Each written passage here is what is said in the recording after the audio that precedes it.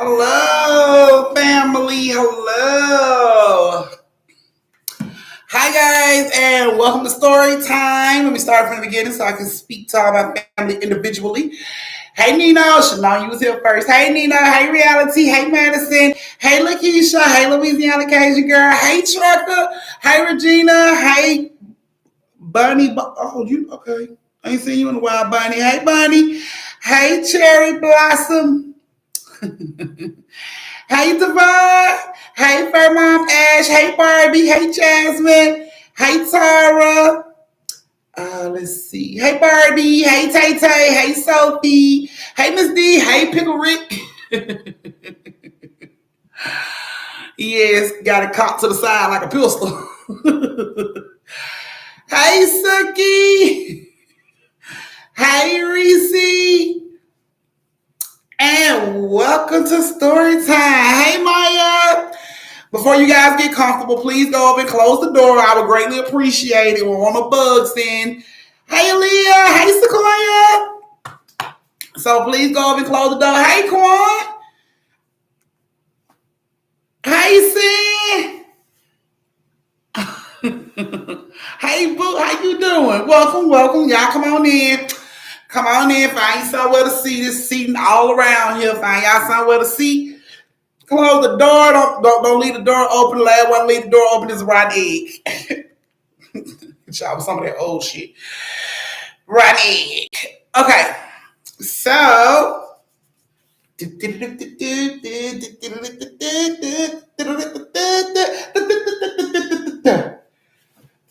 more days before your auntie's birthday. Yas. So welcome everybody to Story Time. You guys go ahead and get everything ready. Get your popcorn, your chips, your candy, your juice, your hot dogs, your hot wings, your twisties, your shot glasses, your wine glasses. Get everything ready and come on back because we're gonna start in a few minutes. We're gonna give your family time to get in here so we can go ahead and get this thing together. Hey, Tamia. So y'all know it's 15 more days before your auntie turn up. 15 more days, 15 more days. The countdown around this thing. Yes, 15 more days. And happy birthday to all my Leos. It's Leo season. Now we got ribs and banana cream moonshine tonight. Woo! I want to talk about cherry girl. Look, don't hurt yourself. Don't hurt yourself, okay? Okay, Pickle Rick, you know we know, girl. We can't wait. Turn up for your birthday. Hey. So y'all get y'all stuff together. Come on through. So yeah, last time I was on Story Time, I had a couple big tippers that I didn't see until I got off of Story Time. But don't you worry if you were a big tipper. Auntie got you your 3 stories. So yes, my big tippers, my tippers that's gonna get 3 stories is Tasha, Tay Baby, and Jasmine and Nino. Those will be my 4 people that get back-to-back story times. because they were my big tippers. Y'all know all my big tippers. You got to out tip everybody else now to get in 3 back-to-back stories or 3 stories. Yeah, to be in 3 story times. What you talking about, Corn? Somebody don't even know your comment. What's your comment was, honey? Let's see. Nah, y'all was talking shit last line, but I'm back for good, for real, for real. Yeah. Quan, we done heard it all before. We done heard it before, Quan. Hey, Kristen. We done heard it all before, Quan. We done heard you say it before. Yeah, it still disappear like roaches when somebody turn the light on. So we already know. We all in the loop. We've been around you long enough to know. Your ass will be here for the first story, and we won't see you no more tonight. We know how that go. Yeah, so y'all come on in. Any new members that join the family, because it's not much to join the family, to join the membership. It's baller budgetable. It's baller budgetable. Like to become a baby, it's like $1.99. So it's baller budgetable. So if you become a member of the family, your name will also go in a story time. And anybody that tips will be in a story time. But only my big tippers get 3 back-to-back story times. Tips, that's you? It's not. Okay. Now, see, I was gonna stay, but now I'm finna go. You a lie? You ain't going nowhere. Sit your ass down. Sit your $5 ass down before I make change. Had to cock my shit to the side like a pimp. Just to talk shit to you, Corn. Sit your $5 ass down before I make change. Hey, Carrie. Suck it now. Hey, PT.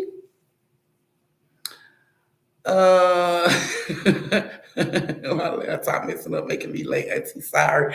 You good? You good? Hey, B, you are so good. Cause you had like 4 more minutes. Then after that, I would have need a tardy slip or something along those lines. Yes. So, quick question: where's all my fellow Leos? All my fellow Leos, comment your birthday in the chat. Let me see. Yeah, exactly, Tay. Exactly, Tay. Y'all come on, get your stuff together, Pickle Rick. Months. Oh, happy belated birthday, Miss D. We didn't know. Happy birthday, baby.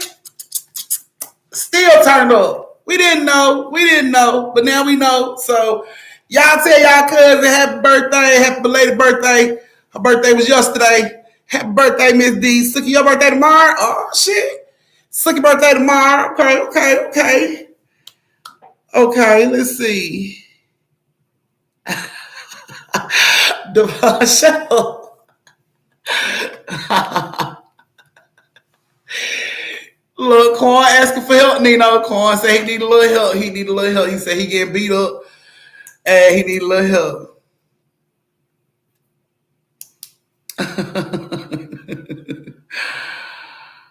Oh snap! Your baby, Keisha, your baby gonna be gonna be a Leo. Gonna be a Leo. Hey, he's gonna be a Leo. Please believe it. We are too crunk. We are so fun. You have a Leo, at least you know you ain't gonna cry about nothing. Right. Happy early birthday, Suki. All right. Hey, Auntie just came to say hey. And I'm out. Have a good day. Have a good day, Nikia. I'm not ignoring you, Carolyn. Hey, Carolyn. Miss D, you follow me on Instagram, don't you, Miss D? Miss D.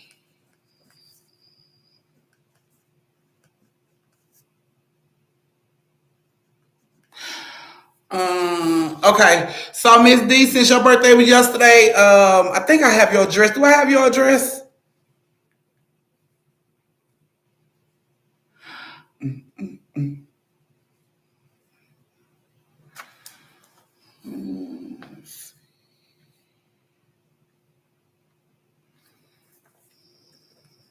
Y'all come on, get ready now, get ready, get everything together.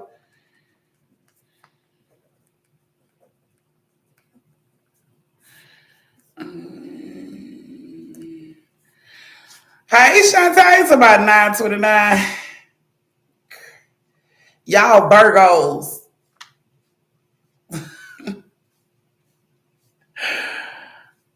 Not well, damn.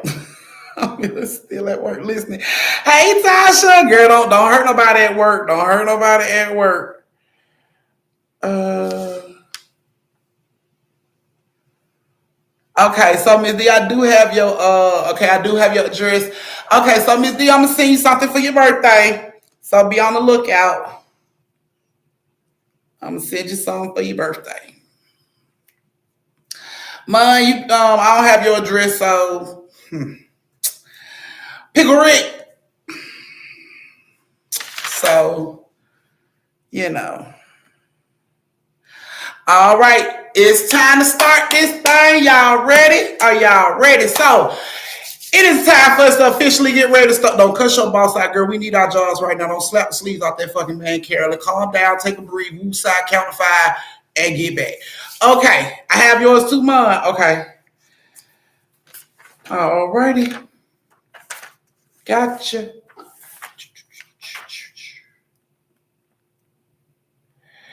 Okay. All right. So if you guys are ready, y'all got everything you need. You got your snakes, your cakes, your pies, your snacks, your cookies, your hot wings, your hot dogs, your twisties, your wine, your shot glasses, and your alcohol. Go ahead and give it a thumbs if you're ready. Give it a thumbs if you're ready. Give it a thumbs if you are ready. You should be putting 2 thumbs up. If you haven't, you should be putting 1 in the chat, and you should be thumbing up the live. So let me get those 2 thumbs, and we can go ahead and start this story time off. Get it real creepy. Make sure you in the dark. The only way you can not be in the dark is if it's not dark outside and you can find no place where you can hide and be dark. You know. Other than that, get your ass in the dark. You supposed to be in the dark. Listen to these stories. Yeah.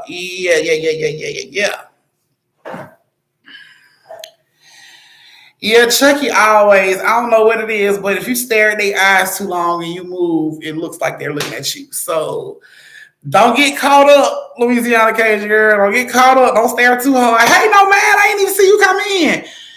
All right, so moderators, y'all already know how this go. Anybody that shows up late need what? A tardy slip, a note from a parent, a phone call from the hospital saying that a bitch was dead and on her way, but she died on the way to be on time. You know what I need. Y'all know what I need. My tardy slips, all that good stuff. So yeah, let's see.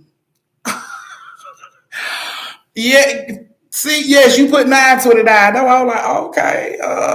But you are a Leo and your birthday is in 2 days. Girl, you supposed to be doing a countdown. Trying to think, what did you do? I have to come to everybody's house to turn up so y'all don't know how to turn up? Goodness. Okay. Let me see.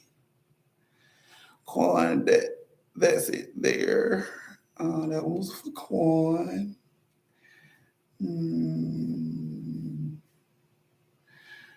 Okay, let me go up a little bit further.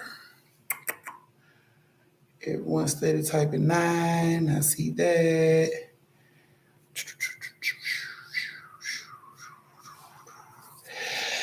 Coin, hell, have no fear like a woman scorn, bro. If I gone too far, because I mean, okay, I'm taking Suki to Chuck E. Cheese for her birthday, y'all. I'm gonna make a Zoom link. Please, family, come and support my stinker.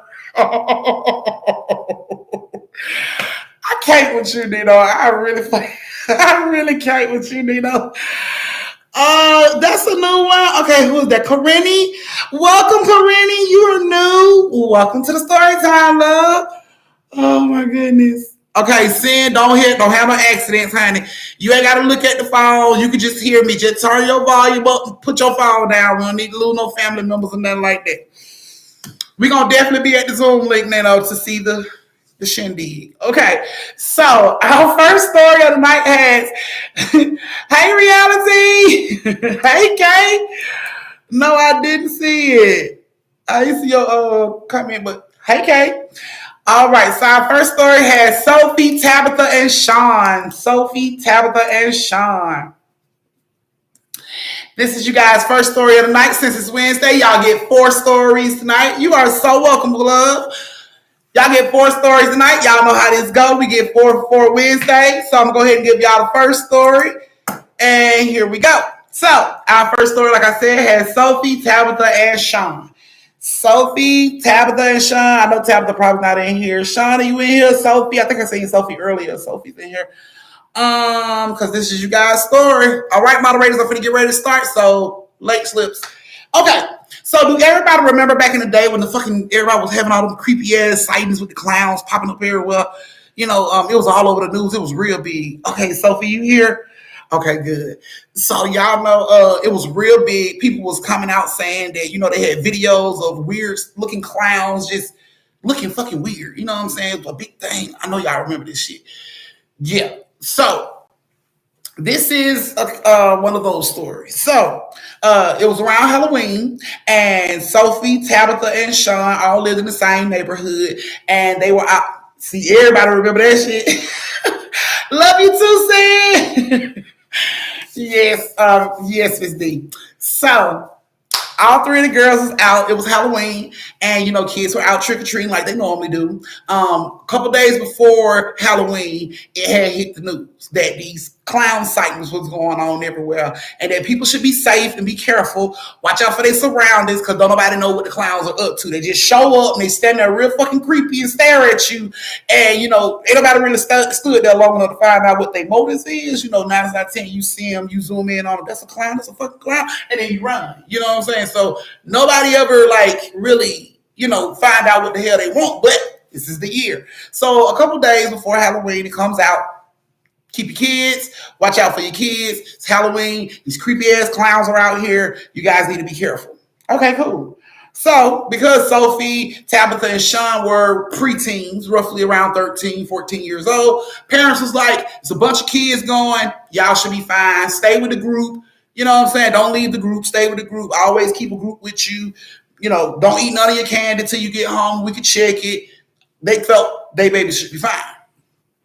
Okay. So all the kids are out, and it's like 6 o'clock. This is when all the kids first started trick-or-treating. Still daytime outside. Kids got their costumes on. Cars are slowing down for children that are running across the street. All this is going on. And Tabitha and them are working their street. They're basically working from the top to the bottom of their street.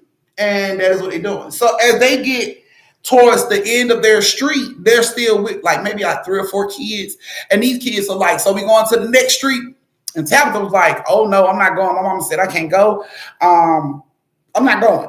So Sophie was like, how far? What next street? And they was like, the street right over on the other side.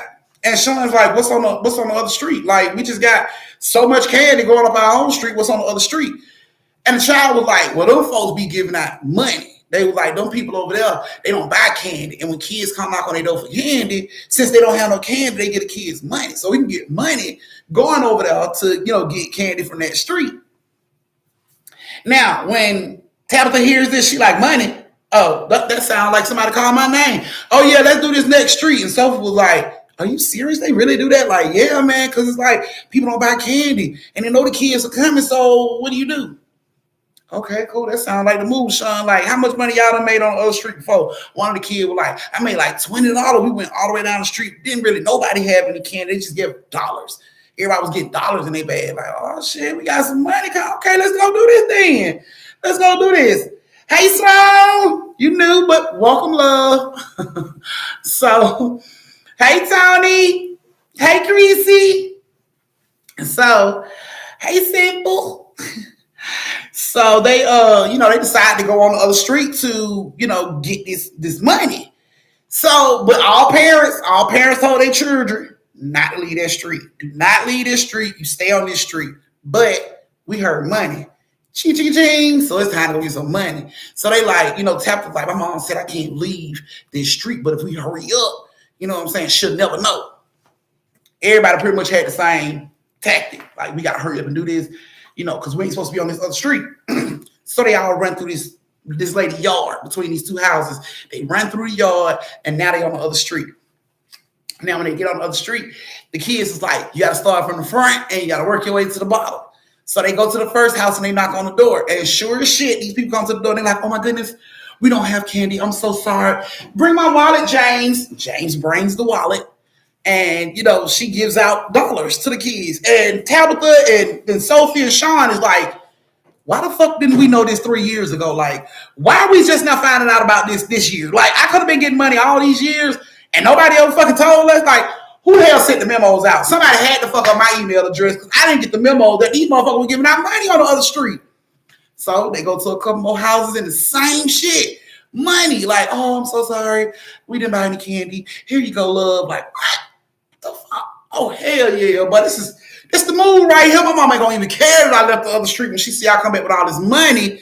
That's the mind frame of all these kids. Now they get ready to go to the next house. So they're going like street across the street. They get to the first house, come across the street to this first house on this side, next house, next house, next house, and that's how they was doing it. Now, when they get to this third house and they go to the fourth house across the street, everybody like running down the street looking at their bag. How much money you got? I got like $5. And it's like, while they are talking about this shit, Tabitha like, who is that? And all the kids are like, what? What are you talking about? She like, who is that? And they look down the street, and in the center of the street, it's a clown just standing there. And I ain't talking about, oh, I just went and got this clown outfit from Party City and I'm cute. No, this old dusty ass, I found my clown outfit in the It movie, motherfucking clown standing down there like, this shit is dirty. He clearly, I'm talking about if he was dressed for Halloween, this motherfucker went all out. This shit is dirty. He rolled around in dirt. He got his ass whooped, all kind of stuff. But he's standing in the middle of the street, legs just like a little far apart from each other. And he just standing there on to his side and he watching them. So Tabitha like, who the hell is this? And all the other kids was like, probably some kid trick-or-treating. Come on.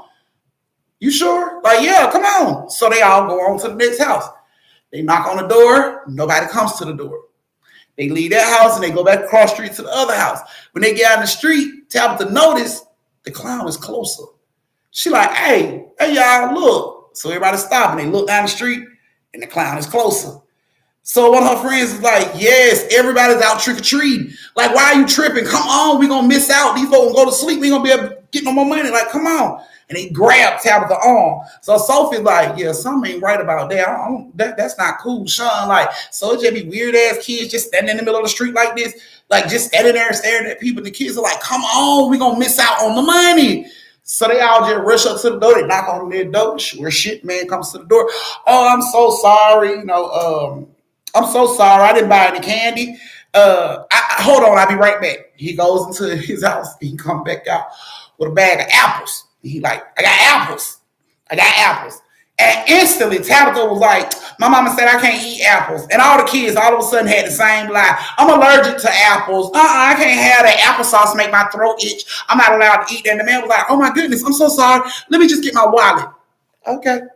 So he runs on in to get his wallet. Tabitha and them laughing about the shit. You know what I'm saying? Sophie like, at work, we're going to try this. Every time somebody try to give us something we don't want, everybody's allergic to that shit. We're going to all say we're allergic to it. And while they're giggling and laughing about that shit, Sean like, hey, bro, look. And she hit Sophie in the back. Sophie like, what? And she turns around and she looked back and she's like, whoa.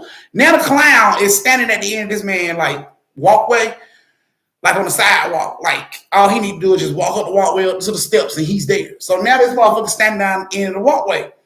And, the word get passed. Everybody just tapping each other like, what the fuck? Look. And everybody looking like. And one of the kids yell out, what are you doing? Go across the street. We over here. It's not, like, get away. We getting candy from over here. You go to another house. And the clown just stands there. And one of the other kids was like, get the fuck on. You're going to ruin it for us. And the clown, like, stands there for a minute and then it turns.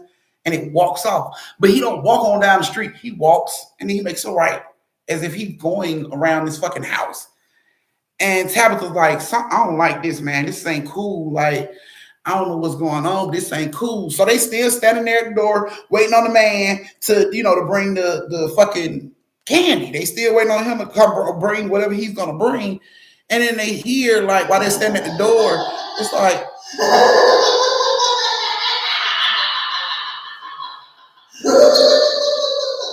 So instantly they all back up like, what the fuck? Like, is that man in there laughing like that? Like, what the hell is wrong with him? Is he okay? So Tabitha them like, y'all, I think we should just go. I think we should just go home. Like, we should just leave because something's not right. And as they're talking about this shit, it's like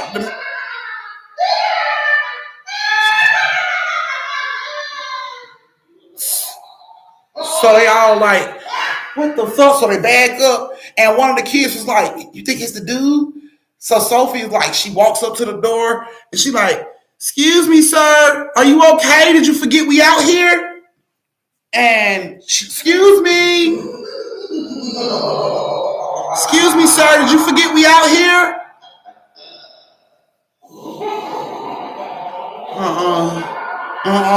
So Sophie bags up. Sean, like, I think we should just go. Tabitha, like, let's just go, man. Something's not right. Like, the dude ain't came back. We see the clown go inside the fucking house. Like, what the hell is going on? Is the clown in the house? Did he break into this man's house? Like, they don't know what the fuck going on. But it's like, let's just go because this feels really off. Like, I don't know if the dude is coming back. I don't know. Like, we should just leave. And the fuck? Did you hear that? And Tabitha's like, what did you hear? And the other kid was like, what did you hear? I don't know. What did you hear? Like, I think I heard somebody say, like, we need to go. We need to go, y'all. Like, we really need to go. Like, I don't know if he got like the scary house set up or some shit. I don't know, but we need to go. So it's like, you know what? Fuck the money. We finna go. Sir, we just gonna go ahead and leave. We don't need the money. We don't need anything like that. We just gonna go ahead and go on home. I'm happy Halloween. Oh, he come. Come on, Tabitha. Come on, Sophie. Come on. He coming. Hurry up. And they all run down the fucking stairs as fast as they can. As they are running down the stairs, every child is sprinting. I'm talking about sprinting to run back through this backyard to get over to the fucking other street where they live at. So they are running as fast as they can. As they are running across the fucking street, they look back and the goddamn clown is running. He came straight out of the man's house, wide ass open, and now he's running behind them like, what the fuck is going on? Sophie is like lagging. She is like slow as shit. It's like we need you to speed the fuck up because we about to leave you. Like, we about to fucking leave you. And she's running as fast as she can. And as they are running through these people's yards and, you know, like running past dogs and shit, they can hear, like, is somebody following us out here talking in my ear? Like, what the fuck?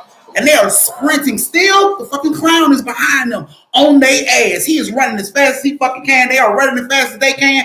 They shoot out of the these people's backyard and onto their street. Now these motherfuckers are wide open. It's like a race.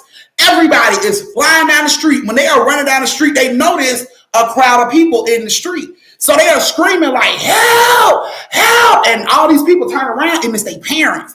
And they like looking for these kids. All these kids' parents are in the street looking for these children. And they hear them screaming like, help, help. And the parents see them like, come on, hurry up. They don't know what the fuck going on. The kids are just running towards them, screaming, help. And, you know, they like, come on. And the kids get to them. They like can't breathe. None of the kids tell them what was going on. The parents are like, what? Are you okay? They feeling on the children. Are you all right? Are you hurt? What is going on? And all Tabitha could do was point. Like, she just pointed like, look, and she points. And they like, what? All the kids are like pointing like, look.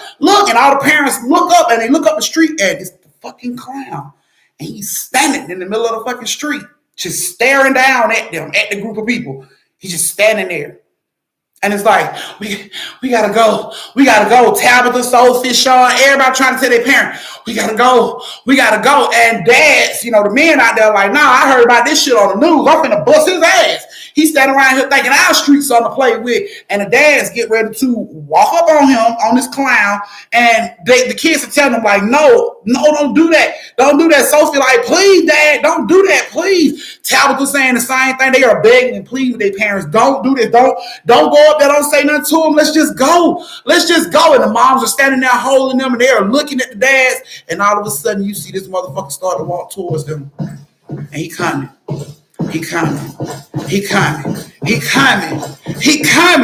the dads see this shit and they just turn around and start back to run. They tell the wife, run to the house, run. Everybody is running. The whole street is scattering like roaches when you turn the lights on.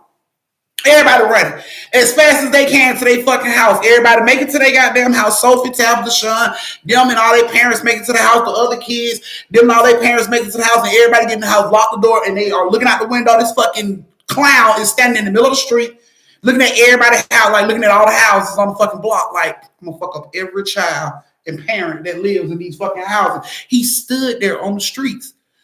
So Tabitha mom calls the police and let them know, hey, one of them creepy ass clowns y'all was talking about is standing out here in our fucking neighborhood. He chased the kids, he chased the parents. Come get him before my husband do something to his ass. Police show up out there, he gone. Can't nobody tell him where the clown went to. Don't nobody know. Police searched the whole neighborhood, couldn't find the clown. Didn't know where the clown was. Yeah, needless to say, after that Halloween, didn't nobody else go trick-or-treating on foot. Parents was driving to houses. Get out, get your ass out, knock on the door, trick-or-treat, get back in. Get out, get your... Because everybody was scared. So, yeah, they didn't have no more problems with trick-or-treating. It just went down inside of a car and not on foot no more. So, yes, Jersey, you are late. I will gladly take my tardy slip. That was your first story of the night. This is your brief intermission where you get to go to the bathroom, get you something to drink, refill your shot glasses, retwist your twisties, tip your auntie, and I mean tip your auntie, and meet me back here in 3 minutes to start the second story of the night. So I hope you ladies like the story. I don't do clowns either. Mm-mm. I don't do clowns either. So let me see. Okay. All righty. So ain't nobody to even pinch his ass. No, not that dirty looking motherfucker running up on four. You never know. You pinch his ass and end up with rabies. You never know. You know, nobody know who the fuck he was. He just showed the fuck up. So I wouldn't touch him either. Oh, Jersey, you sick. Get you some castor oil, baby. Get you some castor oil. Get you some castor oil. Yes, tip your auntie. My Cash App is in the chat as well as the superstar stickers. You can send them through Cash App or YouTube. Either way it go, you'll still end up in a story time. Not killer clowns from outer space. I don't know whatever happened to the dude. I don't know what happened to the dude. The kids don't know what happened to the dude.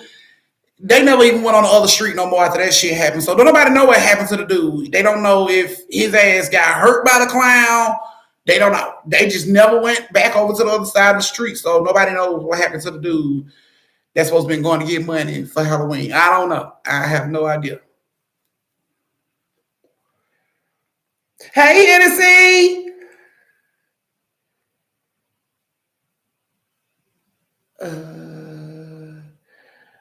That leg clown around me got jumped. Leg clown around me got his ass whooped. And I got banned from the Atlanta Zoo. But that's a story for a different time. Let me see.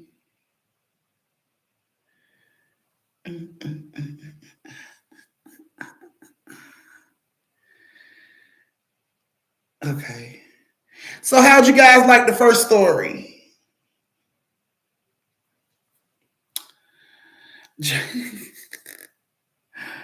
New members that want to join the family, here you go. So there's the link to join the family if you would like to join the family.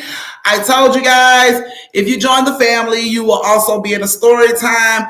To join the family and get a membership is baller budgetable. I said it right. Baller budgetable. It's $1.99 a month to be a baby member and so forth to be an adult, a teenage member, and it's more for an adult, a grown-up member. So it's on you. But we also have this new thing that's going on that YouTube now offers. YouTube is now offering a free month membership. Now, in order for you to get this free month membership, you cannot already be a member of the family. They are going to randomly pick people that are not members of the family to offer this to you. So where you would get this offer is during the chat, during the live. If you in the chat and you see a little offer pops up and it's going to tell you, this is your offer. It's not going to show up for everybody, but it's going to show you this is your offer. You click on it and you get a free membership. So be on the lookout when you see that in the chat, because that's how it's going to show up in the chat. Thank you, Sophia. Thank you. So y'all put Sophia down for Cash App. so I can make sure I got all my members and all the people that gonna put in story time. Yeah, mobile them clowns out early in the morning, scaring kids at the bus stops. Yep, they were doing that here too. They were doing that here too. His ass was in the clown car. I told Big Talk, he be playing like that, talking about I'm gonna dress up in a clown outfit and jump out and scare you. You're gonna jump out and get your ass whooped royally. I'm talking about DDT the shit out you and not even check to see if your ass is okay afterwards. Like I've already let him know, you play these games, whatever happens, happens. I can't be irresponsible for my actions when that shit go down. Nah, Sophie said, "Oh wow, it was offering it to me before I updated my payment info. Thought it was a scam. Should have done it. It's not a scam. It's not a scam. So if you do see it, click on the offer because it's going to give you a free month. And if you enjoy the free month, then hell, come on over and join us permanently. All right, here we go. So we're about to start this next story. Hey, Nuna. We're about to start the next story time. I see a lot of y'all still ain't closed the door. Can y'all please get up and close the door? Tony, I can't run the story back, baby. You might want to have to be a part of the replay game for the first story. Yeah, keep your headset, keep your iPod, your little AirPod right here. Tell me about you getting banned. This happened to me, same place. I got banned from the Atlanta Zoo. So I have a big fear of clowns, a big ass fear of clowns. That started when I was a little girl. I was like 5 years old, little, and my mama decided to take us to the circus. Now I had no problems with clowns before this. We went to the circus. They got us front row seats. Awesome. We was enjoying ourselves, and then the little clown car comes out, and all them fucking clowns start to pile out of the car. That's exactly what they did. But they started running around the ring, and they was high-fiving kids and all this good shit. And I was waiting on my high five, but when they got to me, he didn't high five me. He picked my ass straight up out of the seat and like put me in the fucking clown car, and they closed the door, and all the clowns are like marching around this damn clown car. I'm losing my shit. I'm screaming my head off. I'm going bananas in this goddamn clown car. All of a sudden, they realize I'm freaking the fuck out like this. They stop the music. All you can hear is my ass screaming to the top of my lungs. The clown opened up the door to come get me out of the car. I flipped the fuck out. I probably kicked him in the face. I was flipping the fuck out. They had to get my mama out of the audience to come get me out this damn clown car. Now, fast forward to me being grown and, going to the zoo with my family. You know what I'm saying? We go to the zoo and I see the clown. I see this motherfucker a mile away. I peeped him way before he peeped me. I'm with my dad. Y'all know my dad. If you follow me on TikTok, you know my dad don't give a shit about his kids. So I'm with my dad, right? And I see the clown, and I'm like, Dad, I got my dad's arm, and I'm like, Dad, just let me know when the clown go by. I put my face in his arm, and I'm walking with him. So I'm like, Dad, let me know when the fucking clown go by. My dad tells me, okay, but then he flags the fucking clown when it gets close by. And he tells the clown, come daughter. Yeah. So the clown, thinking this gonna be some fun shit, didn't know he was walking into an ass whooping for free. He walks over and my dad is like, the clown gone. And I'm like, Dad, are you sure the clown is gone? He's like, yeah, the clown gone. I hold my head up. This clown is this goddamn close to my face. Y'all, when I say I served his ass a 2-piece and a biscuit, I'm talking about real quick. Real quick. I'm talking about it was so fast. It was so fast. And I took off. And I was gone. I was out of the fucking zoo so fast. Like I knocked over children, old women on walkers, old men on orthopedic shoes. I didn't give a fuck. I knocked all of them over getting the fuck up out of there. They run to get me. My family run to get me and they bring me back. When I get back, the police is waiting on my ass at the gate. Excuse me? We need to holler at you. Why? You know what I'm saying? They take me into the office, sit me down, tell me basically my ass is going to jail because I just assaulted somebody. I had to explain to them, sir, I have a phobia of clowns. My dad knew that shit. I think y'all should be locking his ass up because he served that man up on a platter with a smile. To me, I didn't find this man to whoop his ass. My dad found this man to whoop his ass. You know what I'm saying? They like, we can't be allowing that. And, that was assault. I'm like, I'm so, so sorry. I have a big fear of clowns. I'm so, so sorry. I'm like, I will apologize to this man. If y'all bring him in here, I will apologize to this man. They like, we'll talk to him about it. They go in the back. They come back with this man, and he still got the fucking clown paint on his face. I lost it again. Oh, I'm about to kick his ass. I'm somebody instantly got in defense mode, ready to give his ass another 2-piece and a biscuit from Popeyes, just in case he missed the first one. You know what I'm saying? And the man like, oh, here she comes. I'm like, I'm so sorry. So I told him, I'm like, tell him to take that shit off his face. He got to take that shit off his face like right now. And he goes in the back, he washes the shit off his face, and then he comes back out. And I'm like, oh, you're a regular dude. Damn, you got a black eye. Ooh, I'm so sorry, sir. Give me a hug. I'm so sorry. I didn't mean to do that. I have a phobia of clowns. I'm so sorry. And he was like, you shouldn't come in places where clowns are if you have a phobia. Bitch, I didn't know you was gonna be here, ho. It's not like you posted on Instagram, oh, I'm the fucking clown that's gonna be at the zoo today, so don't show up. No, you didn't fucking say that, so I'm here. Long story short, the motherfuckers made me stand up in their goddamn office, hold this shit up to my hold this white people paper over to my chest that say banned, and made my ass take pictures with that shit so they can put it up. And this is the reason my children have never been to the zoo, because even though this shit happened a long time ago, my picture's still up. I don't know who I got a petition to get it down. My children are grown and they ain't never been to the damn zoo before. And that's because of me. That's all my fault. My baby ain't never seen a fucking elephant up close. They ain't never seen lion, tigers, giraffes, none of that shit. They ain't never seen none of it. If it's the only way they ever seen it, it's on TV or a fucking one of them little toys you used to have back in the day. When you pull it down, they be like the cat will go move. That's as close as they've gotten to the type of animals because I'm paying for the zoo.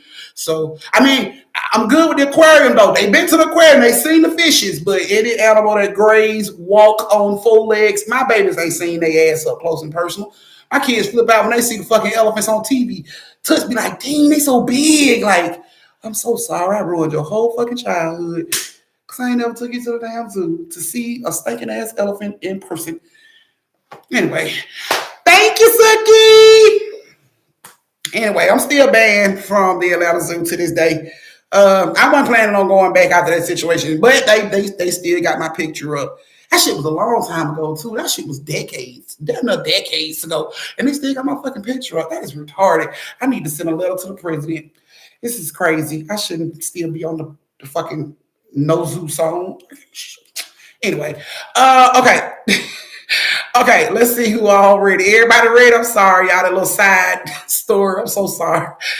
But yeah, so I don't play with clowns at all. I don't play with clowns. I kick a clown ass because in my head it's either me or you. So that means it's your ass. Okay. Are we ready for the next story? Do I have enough thumbs?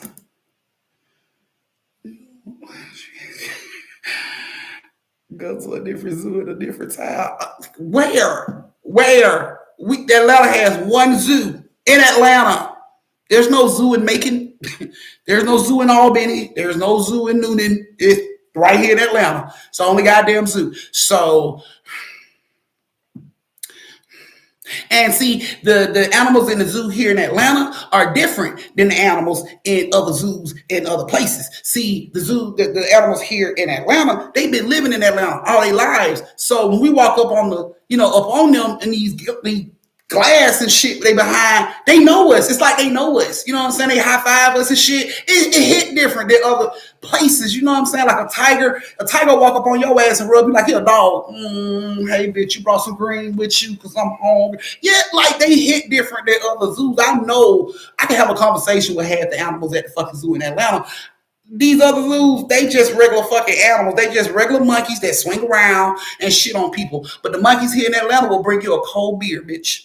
We'll bring you a cold beer, bitch. Sit down, bitch, and we'll do a TikTok with your ass. So the animals here in the zoo, Atlanta, they hit different. So I need my kids to see these and not the ones that are like regular animals, like regular TV animals in these other zoos. You come to Atlanta, you can catch a monkey tap dancing in the motherfucking cage. I'm telling you, boy, it's a whole different situation in Atlanta. So it's just, it hit different. So, all right. It just hit different.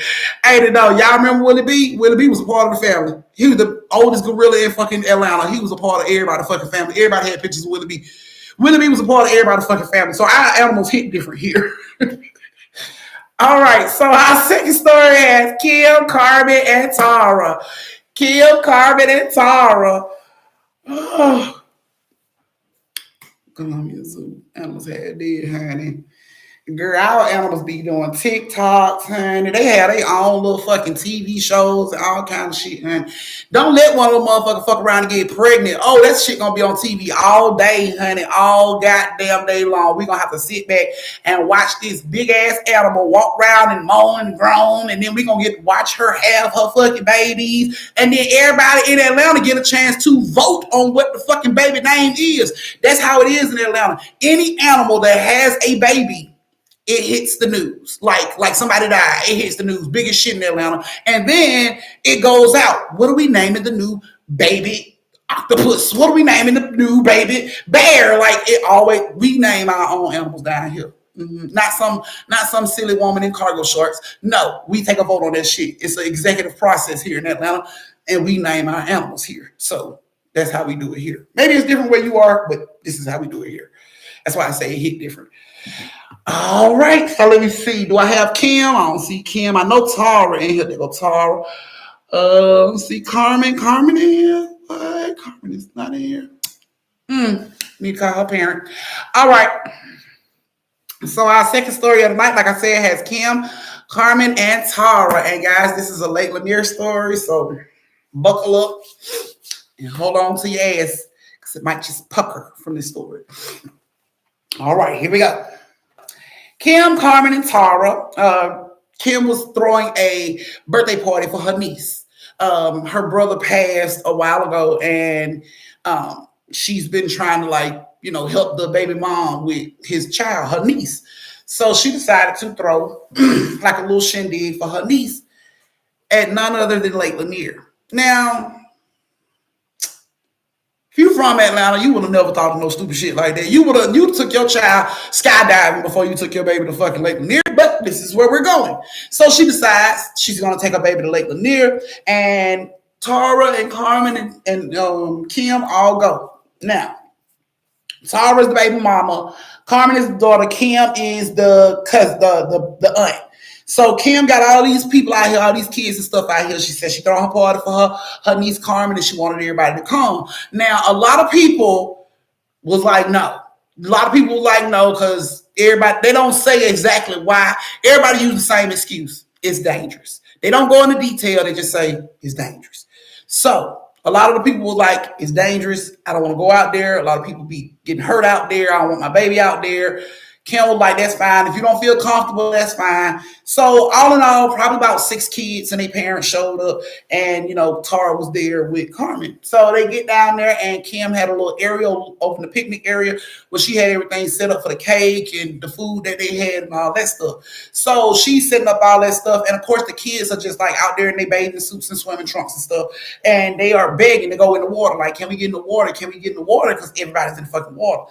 Tara was like, I don't feel comfortable with you getting in the water, Carmen, if I'm not with you. But Carmen's standing here with all her friends. She like, please, it's my birthday. Please, can I get in the water? All the other kids run up around Tara. Please, how the kids here. Please. Tara finally looked at her and she was like, it's your birthday. Don't go too far. Stay right here in the front where I can see you.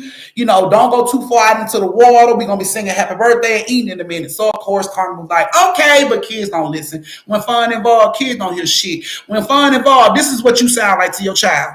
That's exactly how you sound to your child. They don't hear none of that shit. They just ready for the part where you say, now you can go. That's all they hear. And they get the fuck on. So when she said that, they did just that. They got the fuck on. They ran off and got the hell on. So Kim and Tara and the other parents are standing up there, trying to get everything situated because they got little games and stuff that they gonna put up, like pin a tail on a donkey, little shit like that. So a lot of people out here, so they got a little area they putting everything up. Okay. While they're out in the water, a guy comes over like a loudspeaker and he's saying, okay, we need everybody out of the water for 30 minutes. We need everybody out of the water for 30 minutes. Now, this is something that don't normally happen at lately. There's never been a time motherfucker called and said, get out of the water. Like, we can't even get them to tell motherfucker to get out of the water when people are dying in this shit. So, on some random ass, hunky dory ass day, motherfuckers like, get out of the water. Someone right, but nobody even thought about that. They just like, okay, and everybody got out of the water. So when all the kids got out of the water, Carmen comes over to Tara and Kim, and she's like, is it time to eat? And they like, yeah, you might as well eat since y'all gotta wait 30 minutes before y'all get in the water. Okay, fine. Kids sit down, they sing happy birthday. Because can't nobody get in the water, all these other kids hear them singing happy birthday. So kids are just like coming to the party. You know what I'm saying? Just inviting themselves. Happy birthday. Like they been on this whole fucking time. What? Hot dogs, cake, ice cream? Bitch, I've been here since the beginning. Happy birthday to me. Happy birthday to you. Yeah. Bunch of fucking kids around this table now. So, of course, Kim didn't have enough for everybody, but she made it stretch. Tara helped out and, made what they could stretch for as many kids as they had around. So the kids was eating hot dogs and, cake and everything. And the parents are out there talking. And Kim is talking to Tara about how, she's glad that her niece get to have this big birthday party. They weren't expecting all these children. And while she is talking to Tara, Tara's facing Kim and Kim is facing Tara. But Tara back is to the lake and Kim can see the lake. So while they are talking, Kim is like, I'm just, I'm glad, she had a good birthday party because my brother, he would have spoiled her. And before she can even get hurt out of her mouth, it's just like, what the fuck is that? So Tara turns around and she looks. She's like, what? What do you see? And Kim was like, I thought I just seen something come up out of the water. And she like, Kim, ain't nothing come up out of the water because, they just told everybody to get out of the water. She like, I know, but it looked like something big. Like it didn't look like no child or person. She like, it just looked like something big, like a tire or something. Something big and black that came out of the water and went back down. So Tara like turns around. She looks at the water looking calm. I don't see nothing, Kim. Kim was like, maybe I'm tripping, man, but I could have swore I just saw some shit. Okay, whatever. So, the Lake Lanier lifeguards, they come down and walk the beach 2 or 3 times, staring at the water, looking at the water. Not saying shit to anybody, just staring at the water, looking at the water, and walking on up and down the beach several times. And then finally, they get over the intercom, and they say, all right, guys, it's clear for you to get in the water. All the kids take off. It was like a race. All the children take off and jump in the water. People were jumping on their jet skis and, taking their boats and shit. Couldn't wait to get in the water. They get in the water. Carmen like, Mama, can I go ahead and get in the water now? And she like, no, you just got through eating. I don't want you to catch no cramp. I'm not going to catch a cramp. I promise, Mama, please. Please let me get in the water. Nah, I don't want you to catch no cramp. If you catch a cramp in that water, you're not going to be able to swim. You're going to drown. Mama, I'm not going to drown. All my friends are in the water. Like, please. Like, can I go, please? Against her better judgment, she told her she can go ahead and go. Kim like, I'll be right back. I'm going to the car. I got to get some more sodas out. So Kim walks off. All the other parents are out there. And Tara is watching the kids. She sees, Carmen. She sees a couple of Carmen's friends. She's looking around. And then she noticed a little girl coming out of the water, but she was crying. This little girl like 6, 7 years old. She's coming out of the water, but she's crying. And Tara looks at the baby, and she's like a little ways off, but she can see her. And she looks at the baby, and the baby leg is bleeding. It like the baby leg is bleeding really bad, and she's just crying. So her parents, whoever the little girl parents were, they saw her, and they run, and they grab her, and what happened? What happened? And everybody's crying around like, is she okay? Do we need to call an ambulance? And the parents started screaming, what happened? What happened? And the baby says, the man wouldn't let me go. What man? Instantly, her daddy get pissed off. Point him out. What fucking man? Point him out. And the baby was like, the man in the water. So instantly, the daddy combed the whole lake, looking in the fucking water. And all he really sees is like kids. You don't really see no man. he see kids. So he like, where? Point to him. Where the man at? Point to him. And the baby she just kept crying and said, the man in the water. And the daddy comes into the water and he got like waist high in the water. He looking around trying to see through all these children. Is it a fucking man in this water? The fuck?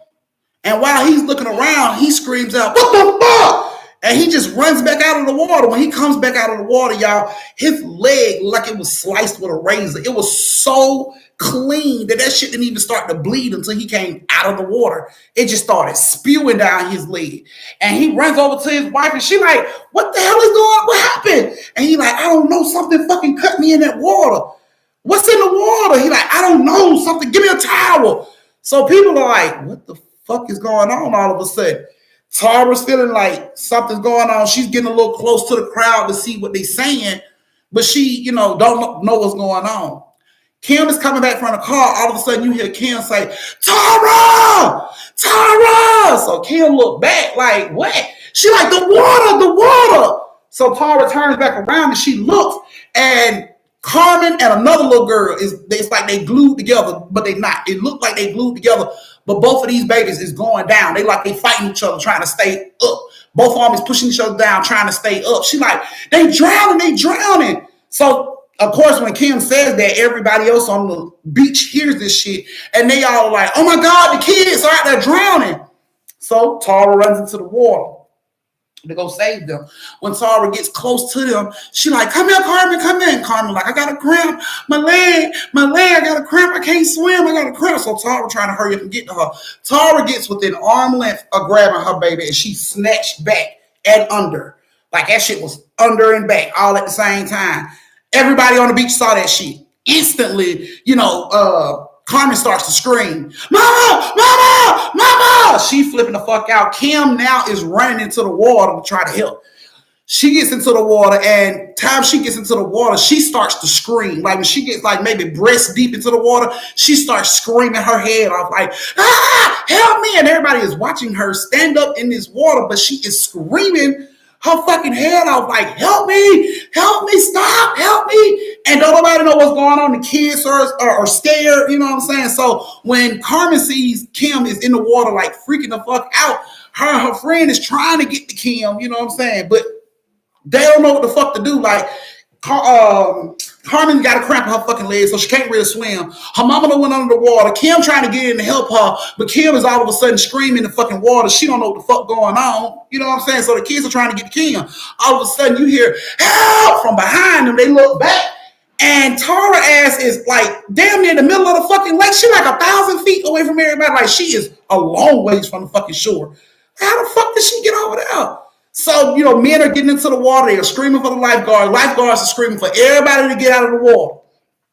They coming into the water to try to get everybody out of the water.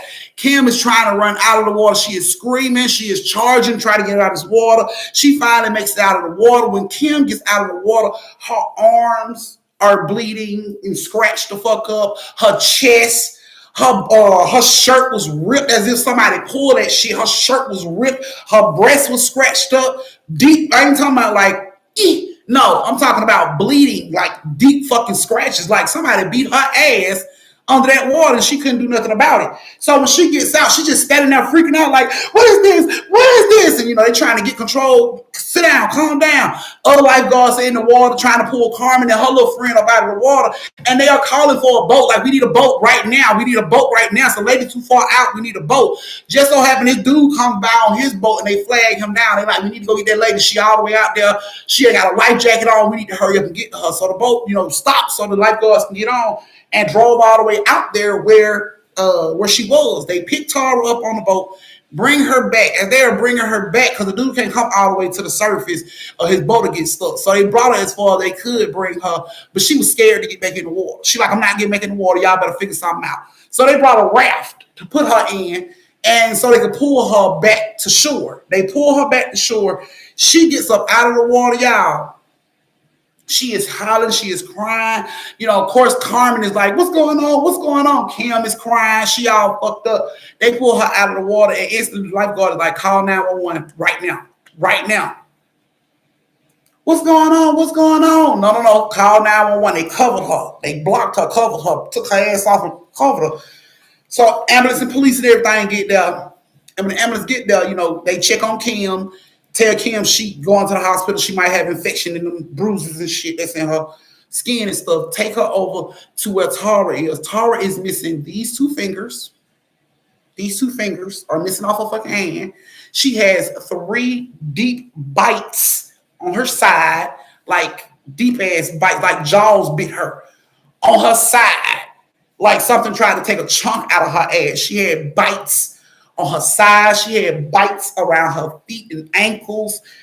Her feet and ankles was bleeding like shit, like really bad.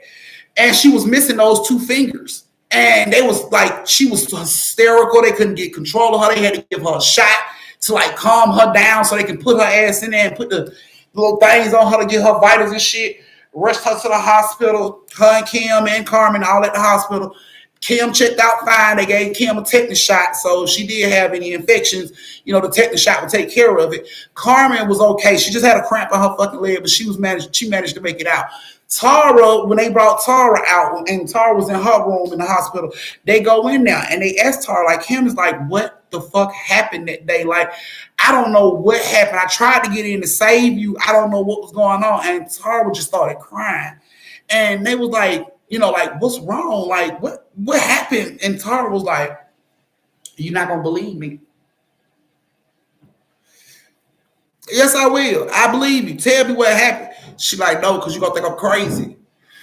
So Kim looks at Carmen. She said, hey, Carmen, take that $3. Go get you something out the vending machine. Let me and your mama talk. Carmen was like, okay. She takes the money. She goes out of the room. Tara started crying harder. Kim like, tell me what happened. She like, I can't. Like, you ain't going to believe me. You're going to think I'm crazy. No, I'm not. Just tell me. She was like, all I know is I got close to Carmen and something grabbed me. She said it was pulling me really, really fast in the water. She said I didn't know where I was, so I opened my eyes. Oh, just hearing that part of the story made my head hurt because I know that water is dirty as ass juice. So to open your eyes up in that shit is like acid, like burning your fucking eyeballs out of your head, acid. Like that water's nasty as shit. But she opened up her eyes in the water. And she said when she opened up her eyes in the water, she saw lights. Lights. She could see lights. She said it looked like, let me think, orbs. But they weren't orbs. She said they looked like orbs. It's like light, white, bluish looking light. Like damn near almost like an LED. Little lighter than this. But she could see that in the water. And it was moving around. It wasn't just one. It was a bunch. And they were moving around as if fireflies was up under the water. She could see this shit as she's being pulled through the water. She says she hit her butt on something and all of a sudden she wasn't being pulled no more.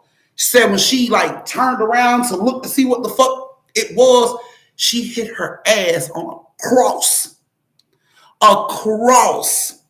Mm-hmm. A cross. Her butt hit a cross, y'all. And it, whatever had her let her go. Now, I ain't talking about no piece of wood in the water. I'm talking about, your church got that big ass cross on the very top of the building. You know what I'm saying? She sit up high as fuck. She hit a cross.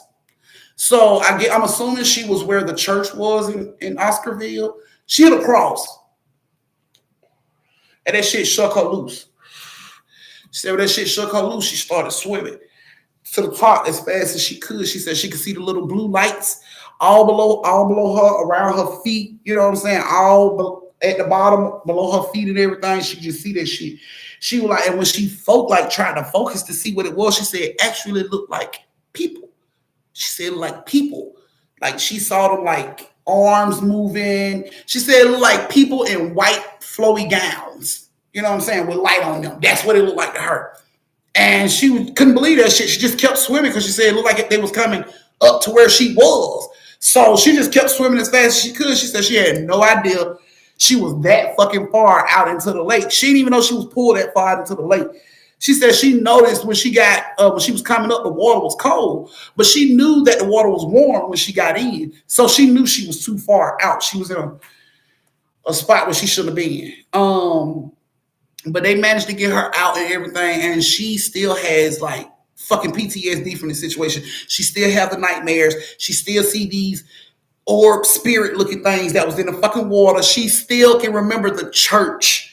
She can still remember the cross on the church. She said the church, it was a cross at the top, and she said right below the cross was a bell that sat in like this little pew. She described that shit. She saw it all. And she has nightmares about that shit. It scares her. She wakes up out of her sleep in cold sweats because she's feeling like she's back in the water again. Ever since that shit happened, she don't swim at all. She don't go to lakes. She don't go to ponds. She don't go to puddles. If the damn tub water get too high, this bitch is getting out. Like, she's traumatized from that shit, and she said she's never going back, and she hasn't been back since that shit happened. But yeah, Carmen has grown up now, and she's older, and she won't even fucking go back. She remembers everything. She remembers all the blood. She remembers all that shit, and she said she'll never go back as well. So yeah, that they didn't go back. That's the end of your second story. This is your brief intermission where you get to go to the bathroom, get you something to drink, retwist your twisties, tip your auntie, and meet me back here in 3 minutes to start the third story of the night. Now, just to let y'all know, and when it comes to Lake Lanier, it is the way Lake Lanier is made is we all know it's a town down there, and sometimes this water is hella deep, like hella deep. And when you get to a part of the water where it's cold like that, it only means one of two things. One, there's a big fucking hole under where you're swimming, like a big like a gaping fucking hole, like deep fucking hole down where you're swimming, and that's why all the water is so cold. Because that water don't see sunlight or touch sun. You know what I'm saying? So that's why the water's so cold. So if you're in Lake Lanier and the water get cold, it's because your ass is over a hole. And one wrong move and your ass can be in the bottom. You can be in Lake Lanier. One, I don't want to swim no more. One more, I'm tired, and your ass can end up at the bottom. And then the current in Lake Lanier moves so fast, it's hard to get your way back. It's like you fighting currents trying to swim back. Lake Lanier has had some of the best fucking swimmers in the world to die in there. Like, Lake Lanier got a body count bigger than fucking the hood. Like, for real. Some of the best swimmers in the world have went into that water and died. Never made it out. I had a homegirl who had a boyfriend who was a fucking Navy Marine. All he did was swim for a fucking living. This man lived in the goddamn water. Do you hear me?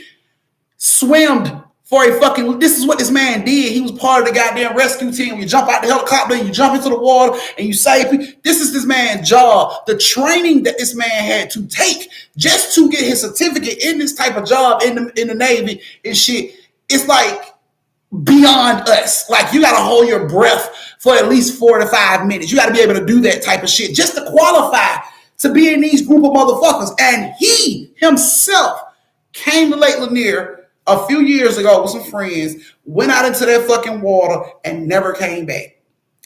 It made no fucking sense in the world to us. This man swam for a living. He can hold his breath almost 5 fucking minutes.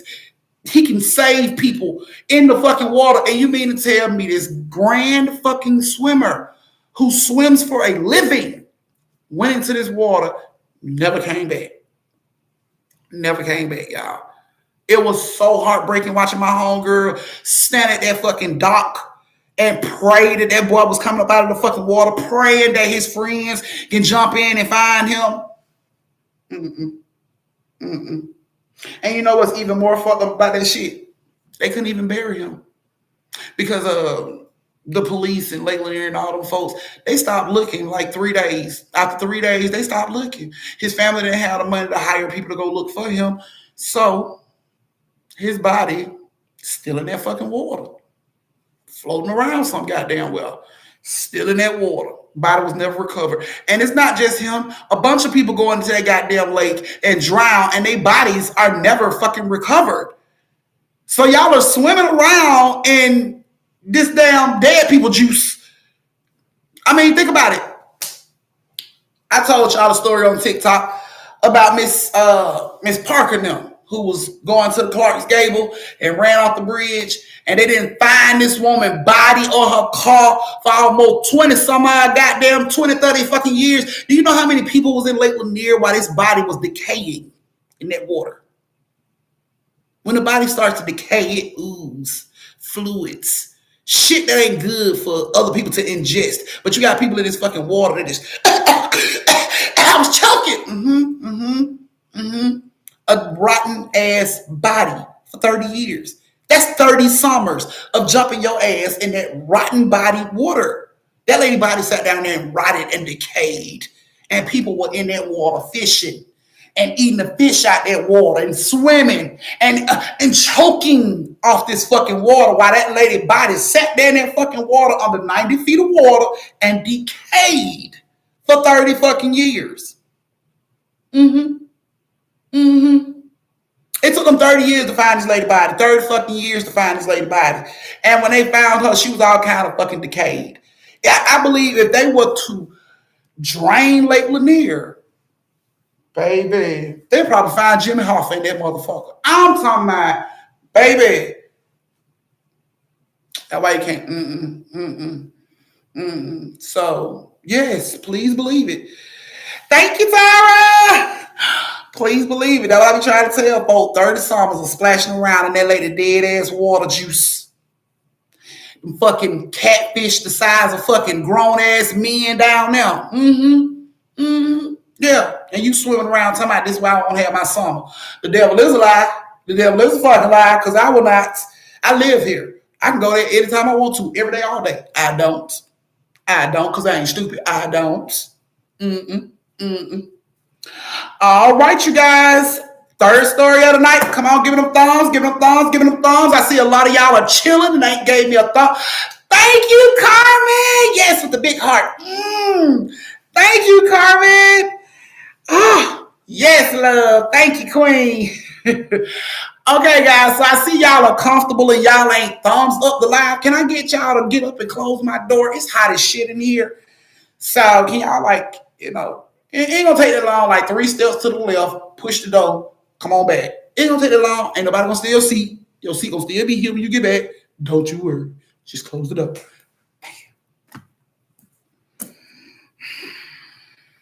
Okay. So make sure my whole family is in the background. Y'all see all my family. Yeah, my peoples. Mr. Jangles, he's a lost soul that we have trapped in that cage. They don't learn. They don't learn, man. They don't learn. And the Falcons still go out there. The Falcons still go every year. The Braves team still go every year. They still go out there every fucking year, catching them fucking catfish that's probably gonna eat 3 kids and serving his ass up in the house full of people. He been splashing around that nasty ass juice too. Let me see. Did I get something from Cash App? Thank you, Sam. Saying it's the big, saying you the big tipper so far, saying it's the big tipper, y'all. So saying set the bar at 25. She done set the bar at 25. So saying as of right now, you will be in 3 stories if don't nobody beat your tip. So, all righty. Yes, the Atlanta Falcons still go. Still go. They still go every year. Every year they still go and have like this fishing competition. They get in the water, all that shit. I told y'all what happened last time. Julio went when Julio first got with Atlanta and he did that same little trip because that's like an annual thing for them. They do that shit every year. They announce that shit on the news like every year. They do this every year. And when Julio joined the Falcons and he decided to take his ass out there, see Julio looking at it like, it's gonna be some bitches out there. I'm gonna go out there and look sexy. I'm gonna go out there and look flexed up on these hoes. And he put that $150,000 diamond earring in his motherfucking ear, and he went out there flexed up. And then his ass lost that fucking $150,000 diamond earring in Lake Lanier. But do you think he jumped his ass off the boat when that shit fell? Oh, let me save my diamond. No. I got enough money to pay for divers. They can take their air down in that unsafe water. I'm not doing it. So, yeah, you would have thought after that shit, and then you would have thought after Usher losing his son in that water, people would be like, okay, we need to stop. But no, they're not. It ain't even no fucking reports to come on the news say, hey, guys, a lot of people is dying there. Y'all should stop going. Get what they say. Hey, guys, we got a new ride at Lake Lanier. Show up. So, All right, guys. So your third story has Evelyn, Aaliyah, and Blue. Evelyn, Aaliyah, and Blue. And still now. Our parents said about outside they went out for a year. I know, right? Yeah, okay. So I know Alicia. So one time it did, we did have that big drought back in like 2017. We had that big ass drought. And when we did have that drought, that's when shit started surfacing that was in Oscarville. Like the fucking race car track that was in Oscarville surfaced. The bleachers came up out of the fucking water. You can see the bleachers. Like you can basically sit your ass in one of the bleachers that was at the fucking race car track. The water was so fucking low. Like you can see the bleachers. You can see the stand that the dude waves the flag out of for them tracks and shit. You can see that. Yeah, you can see the tops of houses. You can see all that shit. Boats that had something. You can see all that shit. But that shit was real. So, yeah. Yeah, that was crazy. Too much money on the line. And that's exactly what it is because they make bukus of cheese uh, at the Lake Lanier. They make bukus. And then they'll put Margaritaville out there. So that just brings in even more money. You know what I'm saying? People don't even look at it like it's scary. No, but they got a Margaritaville out there. It can't be too freak. Okay. Okay. All right. You right. You got it. Oh my goodness. Suki is not ignoring you, Nino. You a mess. All right, you guys, here we go. So Evelyn, Aaliyah, Blue, this is you guys' story. I hope it don't creep you out too much, but here we go. So Evelyn and Aaliyah and Blue. Okay. Evelyn was a fourth grade teacher. She had the best class in all the world, if you ask Evelyn. She had the best students. They loved her. They made sure if she needed help, they was always there. But two students stuck out in particular to her, and that was Aaliyah and Blue. Now, they both stuck out, but they stuck out for different reasons. Now, the reason Aaliyah stuck out is because her dad passed. Her dad passed, and she was real depressed. She was real sad. She wasn't really talking to nobody. Didn't want to open up to the counselors, none of that. She just stayed to herself, real quiet. So Evelyn would go out of her way, to go over there and ask her how her day was, and just talk to her, just to see where her head is, just talk to her and stuff. And that was the reason that Aaliyah was so close to Evelyn. Now, Blue, on the other hand, Blue was close to Evelyn for another reason. See, one day Evelyn came to work. Evelyn came in. Evelyn's husband was a police officer. He was killed in the line of fire. Right after he was killed in the line of fire, she took time off work, had to bury him, go to the funeral, all that stuff. She comes back to work after burying her husband and everything, and she comes into the room, to the classroom. All the kids are happy to see her, but Blue has a look on her face. Blue just staring at her. You know what I'm saying? She's like, she's just staring at her. So Evelyn was like, after class was over with, Blue went up there and she talked to her. She was just like, telling her, my grandmama passed. And when my grandmama passed, it was easy for me to deal with it by, listening to music that she liked. Blue was trying to, pick up her spirits, even though she didn't know what was going on. She just knew something was wrong with Evelyn. They watched Evelyn so much. She was their favorite teacher. They watched Evelyn all the time. So they knew when shit wasn't right with Evelyn. So one day, Evelyn had to clean out. It was getting close to the end of the school year, and she was cleaning her stuff up, cleaning out her closets with all the extra paper and work and shit. So what kid don't like to help do that? Get all that shit, play school later on or sometime. So Aaliyah and Blue asked, could they stay after school to help her clean up her classroom? She said it was fine. So they're in the school and they're cleaning up her classroom, her closets, taking all her papers and construction paper, gym clips, all that shit, hand sanitizers, all that stuff out the closet. And, she's in there telling them, oh, well, thank you. Y'all are so sweet. I'm going to miss y'all when y'all, graduate and go on to middle school. Then who I'm going to have to help me? And they're like, we'll come back to see you. Man, you our favorite teacher. We'll come back to see you. And, she laughed about it or whatever. And she kept on doing what she was doing. All of a sudden, they hear a knock at the door. So Evelyn says, you can come in because it's after school. You can come in. Nobody comes in.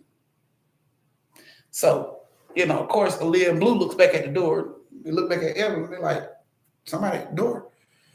She's like, you can come in. But don't nobody open the door. So she gets up and she goes to the door and she opens the door and there's nobody standing there. She looks out into the hallway. Nobody. She comes back in. She closes the door, but she don't close it all the way. She just pushes it up. She goes back to doing what she's doing. So, Aaliyah and Blue was talking about.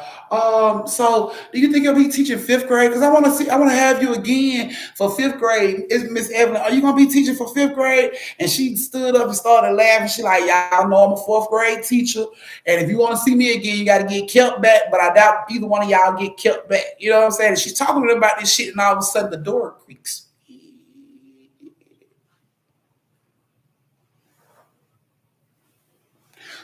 Blue looks at Evelyn. Evelyn looks at Leah. They both look scared. Evelyn and Aaliyah look scared as hell. Like, Blue, like, you want me to go close the door, Miss Evelyn? And she like, yeah, baby, just go close the door. Okay.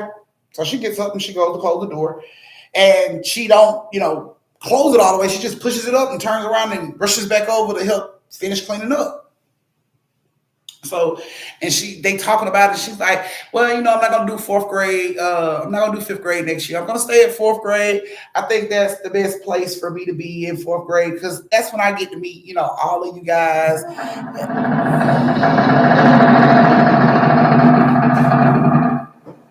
So instantly, everybody look back at the door, and the door is open. Who the fuck keep opening the door? So all three of them get up and they go to the door. Aaliyah comes out into the hallway. She like, leave the door alone. If you want something, just say something. If you want something, just say something. And Evelyn like, girl, shh. Be making all that noise. Come on. Come back into class. So they go back into class.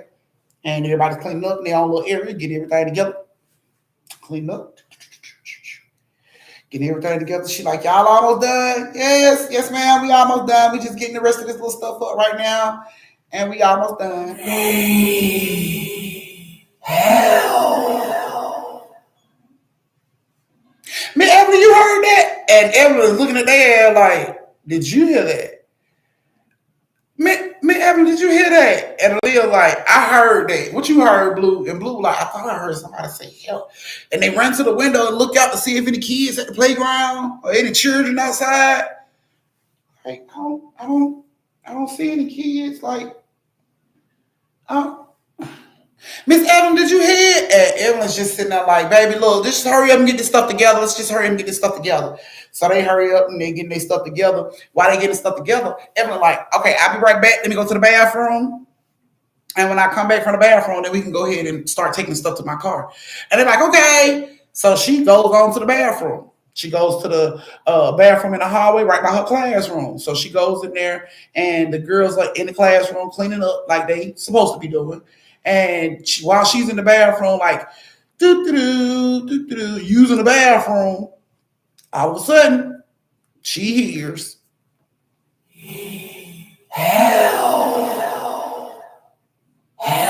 me, help. And she just stands there, she in squat mode, like, what the fuck? So she says, Boo? Aaliyah, is that you? Oh, neither one of them say shit. Oh, hell no. She hurry up. She ain't even wait. Pull her clothes up. She get ready to grab the door to open it, and she see 2 feet at the bottom of the door. Blue? Aaliyah, why y'all ain't got y'all shoes on? Like, this floor is dirty. And nobody answer her. Hello? Why don't y'all have y'all shoes on? Move, girl, so I can come out, because I ain't got time for this. I'm trying to leave. Like,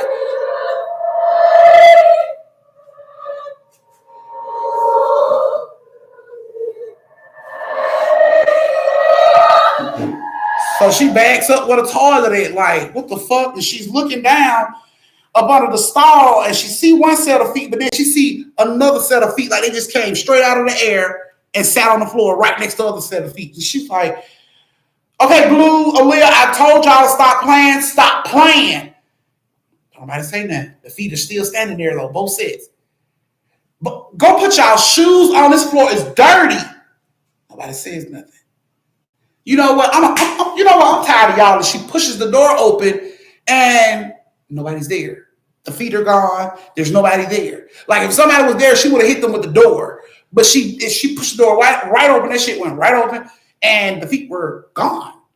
And she checking every stall. Aaliyah, Blue. You know what? I'm gonna tell your parents. Y'all ain't gonna help me no more. She checking every stall, but nobody's in the fucking bathroom. Oh, you know what? I'm gonna get their ass. I'm gonna get them. She started washing her hands. I'm gonna get them. I'm gonna get them. Okay, you know what, Blue? I'm gonna leave. I'm gonna lock y'all in the goddamn school. I ain't got time for y'all to be playing like that, man. Like you and Lil need to play. Stop playing.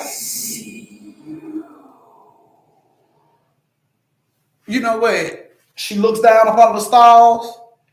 She busts open the stalls door and she see anybody standing on the toilet. She just takes off, run straight out the bathroom. She's running down the hallway back to her classroom.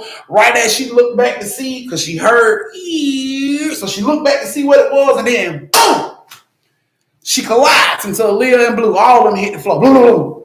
She jumps up. What y'all doing? Somebody's in your classroom. What? Somebody's in your classroom. Ain't nobody in the classroom. Like, stop, y'all. You know what? Y'all play too much. Why was y'all in the bathroom? And they're like, we weren't in the bathroom. We was in the classroom. No, I saw both of y'all. You ain't gonna lie. I saw both of your feet, both of y'all, and she looked down and realized they had their shoes on. Oh, so y'all some fast bitches, huh? You ran out, put your shoes on, came back, running to me. Look, I don't have to, I thought y'all was my good students, but I see y'all like to prank people and play games, and they like, that's the little, like we ain't, we was in there like we ain't do nothing. So she stormed past them. That like Evelyn had that confirmed it. The fact that she ran into them in the hallway, like, yep, them motherfuckers was in the bathroom. I knew it was them. So she walked right past them. She go on into her classroom. You know what? Just y'all don't even gotta help me put my stuff up. I'll just call your parents. Let them know you ready so they can come pick y'all up. I just get my stuff myself. And they felt so bad. They're like, no, Miss Evelyn, like we didn't do it. We so sorry we didn't do it. We'll help you. And she looked back at them. She like, no more pranks. And they're like, we didn't do it. She like, look, stop lying to me, girls. Well, we didn't do it. Like we really didn't do it. All right. Well, come on. You grab that box. You grab that box. I'm gonna grab this box and we're gonna go on and go. So everybody get a box. They come out the classroom.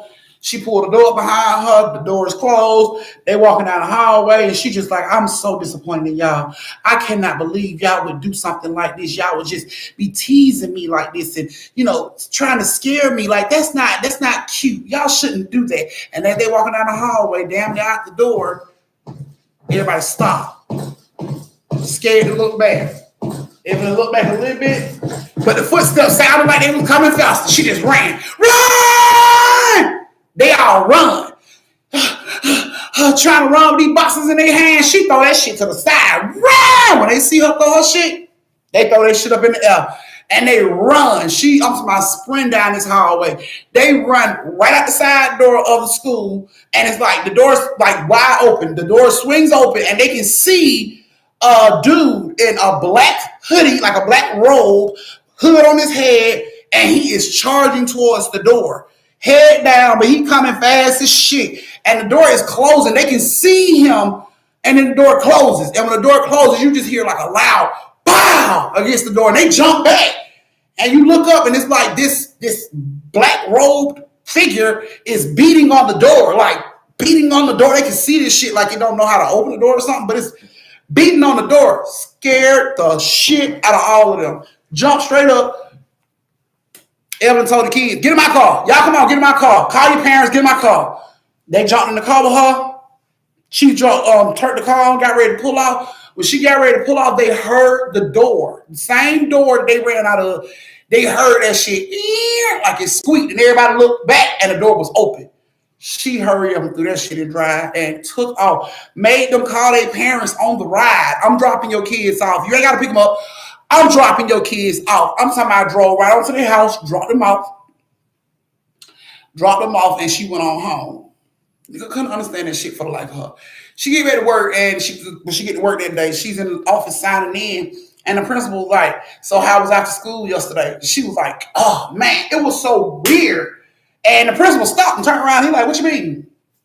She told me everything that was happening. We kept hearing people talking, people saying, help me. It like some dude was chasing us down the hallway. And the principal like gave her this look. Like, are you really serious? She like, yes, I'm serious. What did the man look like? What the person that was running down the hallway look like? She told him what he had on, like a black cloak, like a robe, and they was running towards us. The principal said, what did the girls do? She said, I took the girls home. They were so scared. I took them home. He said, okay. Then everybody else started to come into the office. He looked at Evelyn. He said, come into my office right quick. Let me talk to you. So Evelyn, like, did I do something wrong? He's like, no, I just want to talk to you. Come in the office right quick. She goes into the office. He closes the door.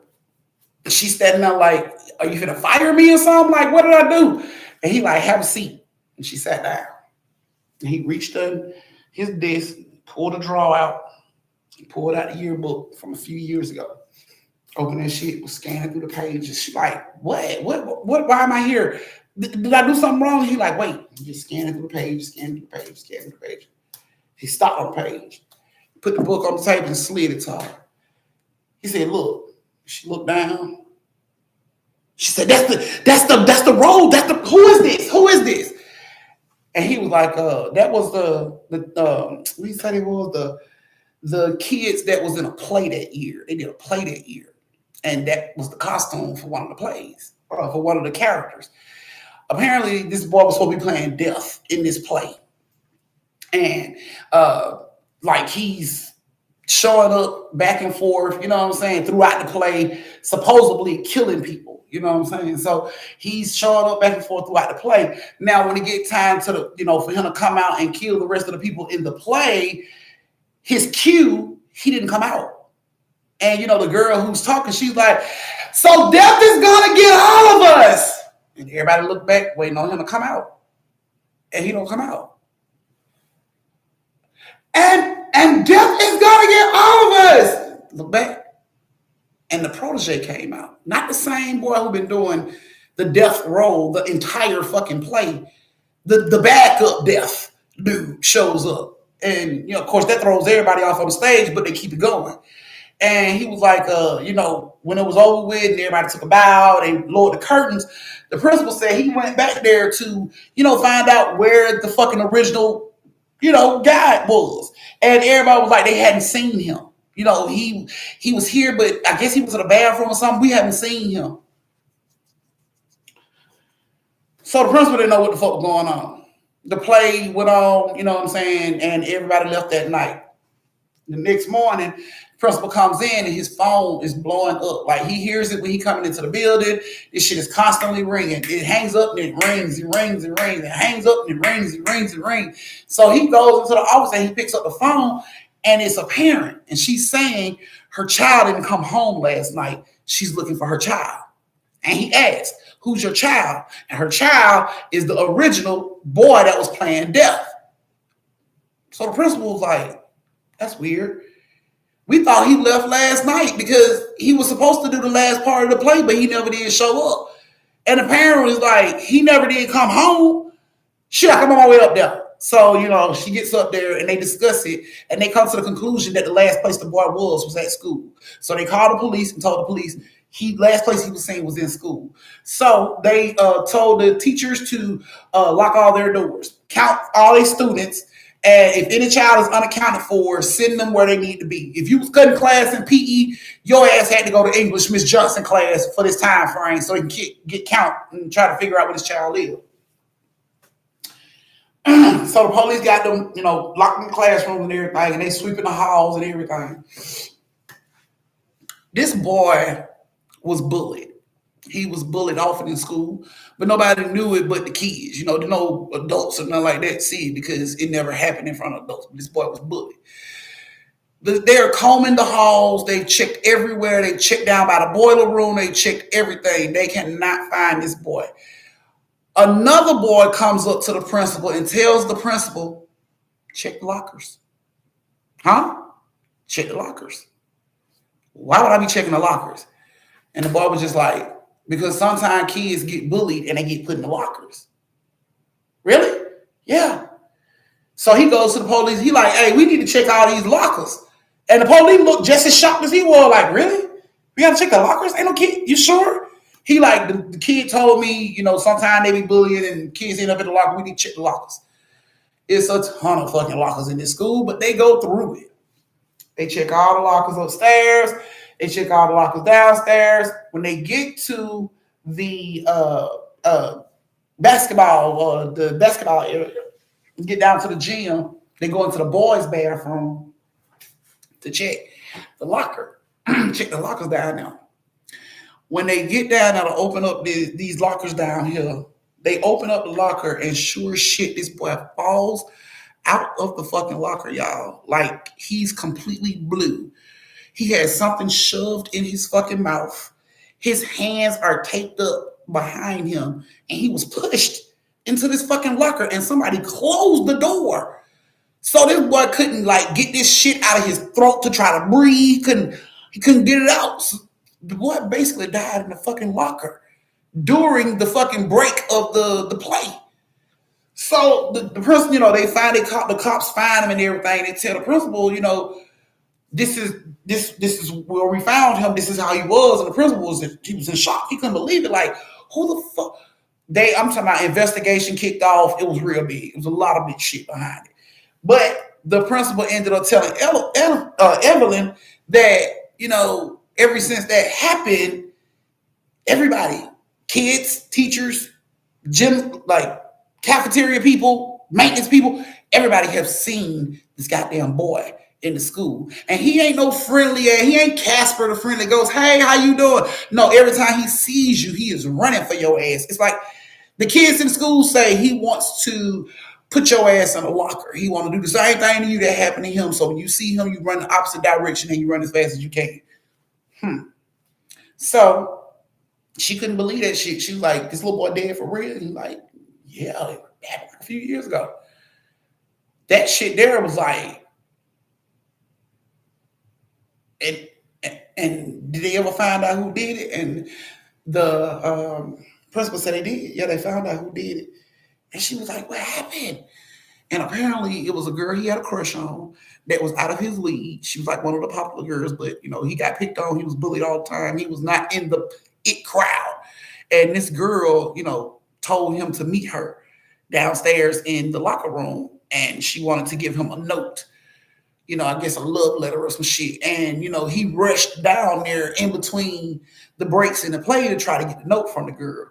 Well, when he came down there to get the note from the girl, she was standing down there, but her boyfriend and two of his friends was down there too. Apparently, the boyfriend had been seeing him watch his girlfriend, and they was going to teach him a lesson about watching people's girlfriends. So she set the shit up. And her boyfriend and his two friends pulled all that shit off. Needless to say, them kids was shocked when the fucking police showed up at their house charging their ass with murder. Like, we ain't murdered nobody. Yes, you did. That boy died in that locker. Nuh-uh, it was air. It was slits enough for him to breathe. Yeah, but you jammed some shit down his throat and then tied his hands up so he couldn't get the shit out. So the boy died. So yeah, all three of them was arrested. The three boys was arrested. She was arrested too, but she didn't get as much time as them. They got more time than she did. She, according to her boyfriend masterminded this shit. Her boyfriend said he had been watching him, and I've just been telling him it's not like that, but he didn't want to listen to me, and he took it too far. And the boy ended up losing his life. So Evelyn was floored. She was like, this is crazy shit. So you mean to tell me this fucking boy walks the halls all the time? He's like, yeah, all the time. He said, I don't even see it. He said, I don't even heard him running up behind me. I just go on out the door as fast as I can and make sure I close the door behind me. He said, so from now on, if you hear, and it's after school hours, and you hear running or like footsteps coming behind you, just walk as fast as you can out of the building and close the door behind you. Don't even look back. Just keep going. And that was his advice for her, for Evelyn. Yeah, Evelyn was there. She did that for about a couple weeks, and then it just got outrageous for her. I guess because she was noticing so much. She was just like, I can't be here no more. I can't keep working here.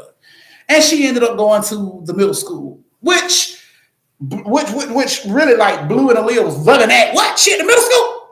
Big. I get my favorite teacher in middle school. So yeah, she went on to the middle school. She left the elementary school. She didn't want to be there no more. So yeah, that is you guys' third story.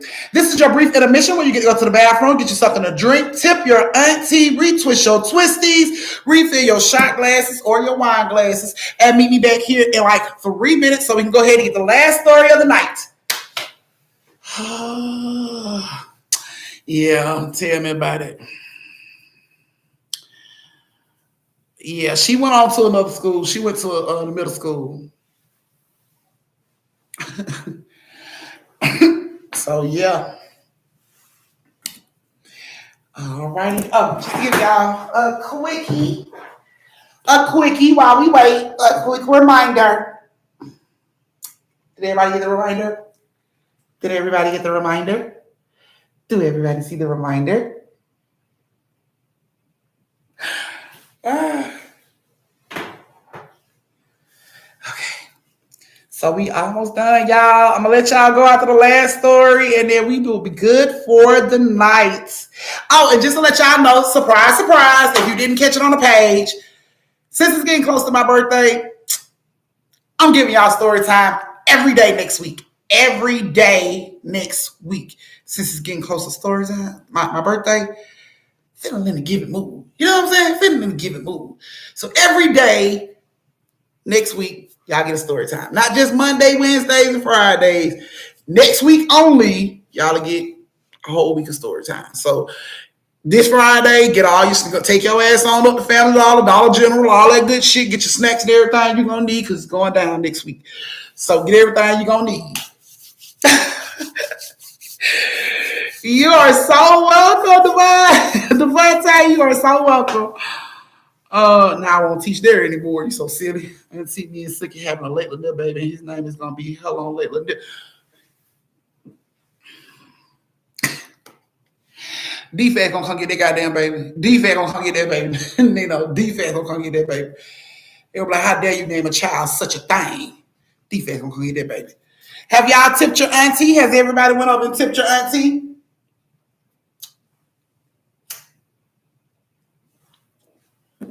Let me see if I got any cash apps.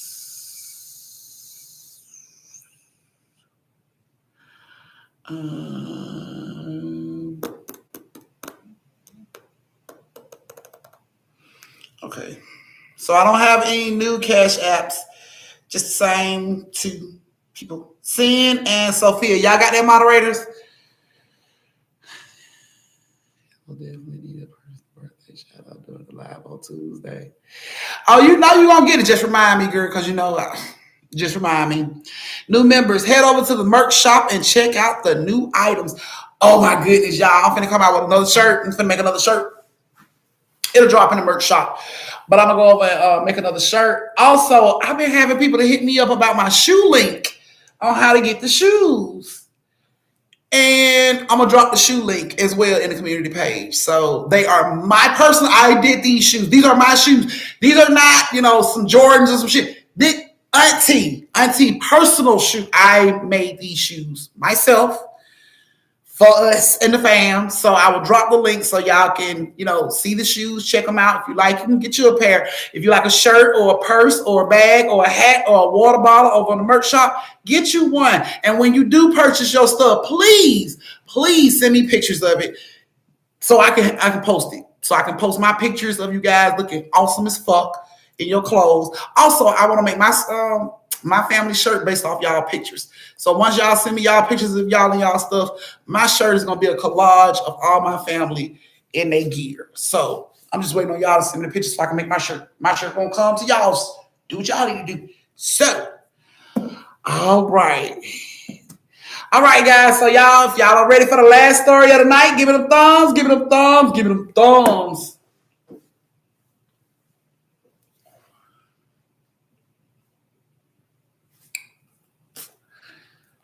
Come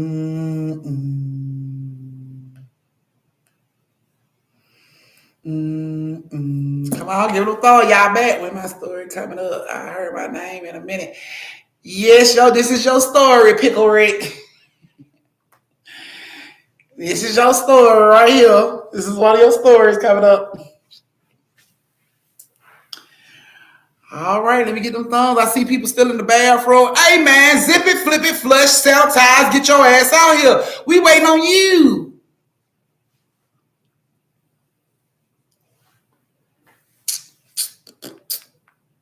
Oh, I still ain't got no thumbs. Sin, sin, baby. It look like you about to be the one, girl. You about to be the one. Thank you, Chastain. Yeah, it look like Sin has won the big tipper of the night. Sin, you will be put in 3 stories back to back, love. Thank you so much. Moderators, make sure y'all put that on the list that is Sin, and she get them 3 stories back to back. Now I'm gonna love the baby. Girl, if y'all don't start talking about that damn imaginary child, here we go. You know these damn imaginary children. You the only person I know give yourself imaginary kids. If I could get rid of mine, I would. You give yourself imaginary kids. Yes. Sin. Let's see. Sin. Sin. It's Sin. No, it's Sin Miller. Sin Miller. Sinan Miller. Sinan. Oh. You don't have superpowers. You need damn superpowers. Oh my goodness. All right, guys. So your last story of the night. Let's see, this is gonna be for real. Okay, okay, Nino. Okay. All right. I'll buy him a late Lanier t-shirt. Time he show up. Okay. Special life. Okay, okay. So yes, that was Sin, guys. So Sin was the big tipper of the night. So make sure y'all put her down for 3 stories. All right. So our third story has Nicole, Tasha, and Rakisha, aka Pickle Rick. Pickle Rick, are you still here? Tasha, Nicole, are you here? Tasha was one of my big tipper winners, so here's her story.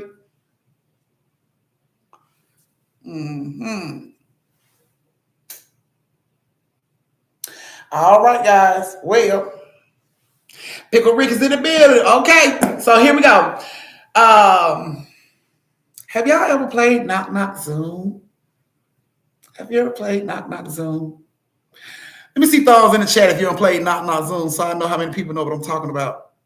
If you ain't ever played, then you're probably not gonna know what I'm talking about, and I'll explain it to you. But I just want to know how many people have played Knock Knock Zoom.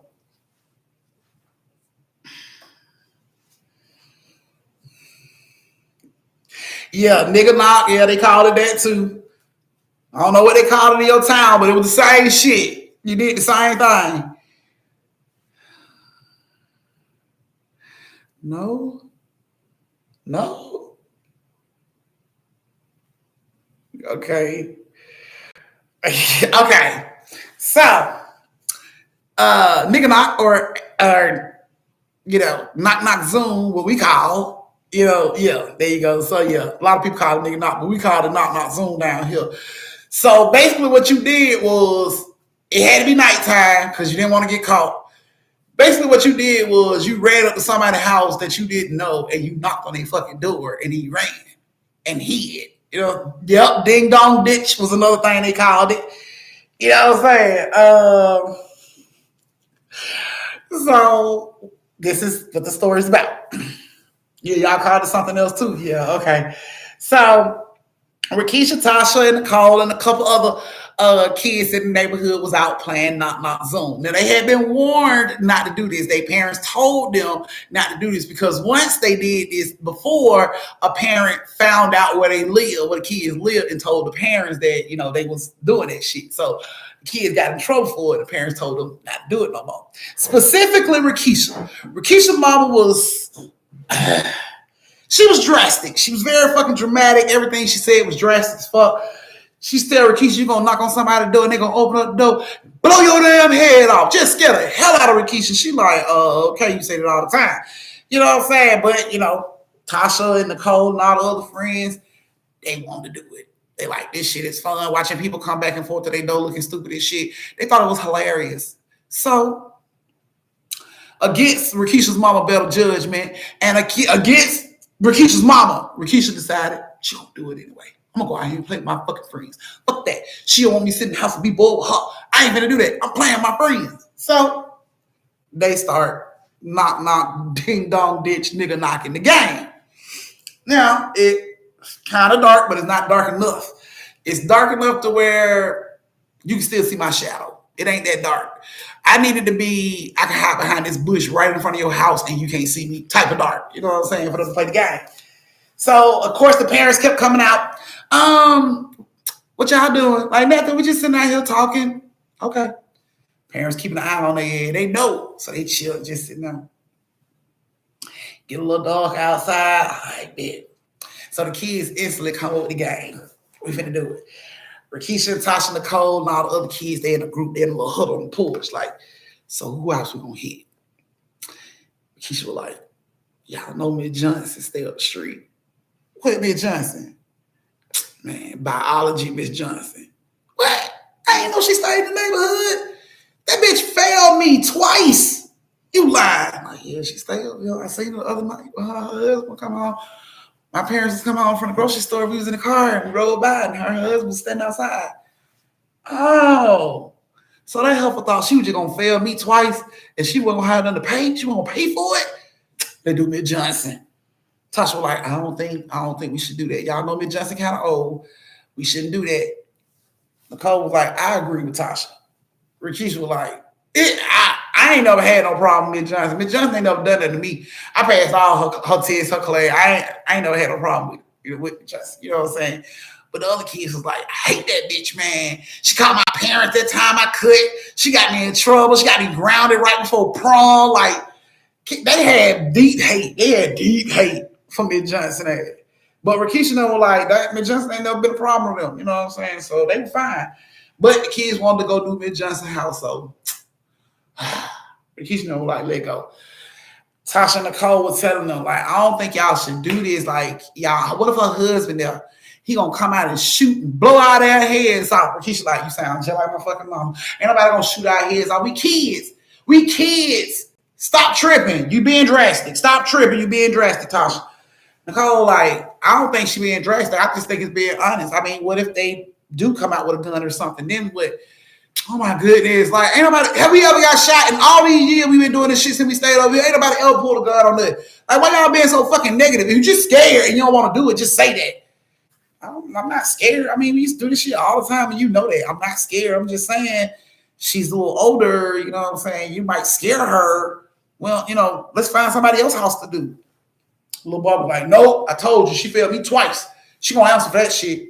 The other kids was like, yep, she got me in trouble too. She gonna answer for that shit. So they were walking over to Miss Johnson's house. The boy looked at Rakisha, he said, which one of the houses her? She's like, that one right there, truck in the yard. All right, come on. So they all go over to the truck. They all look down around the truck. Everybody peeking from around the truck. The little boy said, I'm gonna go ring the doorbell. When I ring the doorbell, y'all just better run. He like, cause ain't no telling, you know, how fast they get to the door. Maybe she's sitting in the living room and jump right up and open the door. Like, you gotta be quick.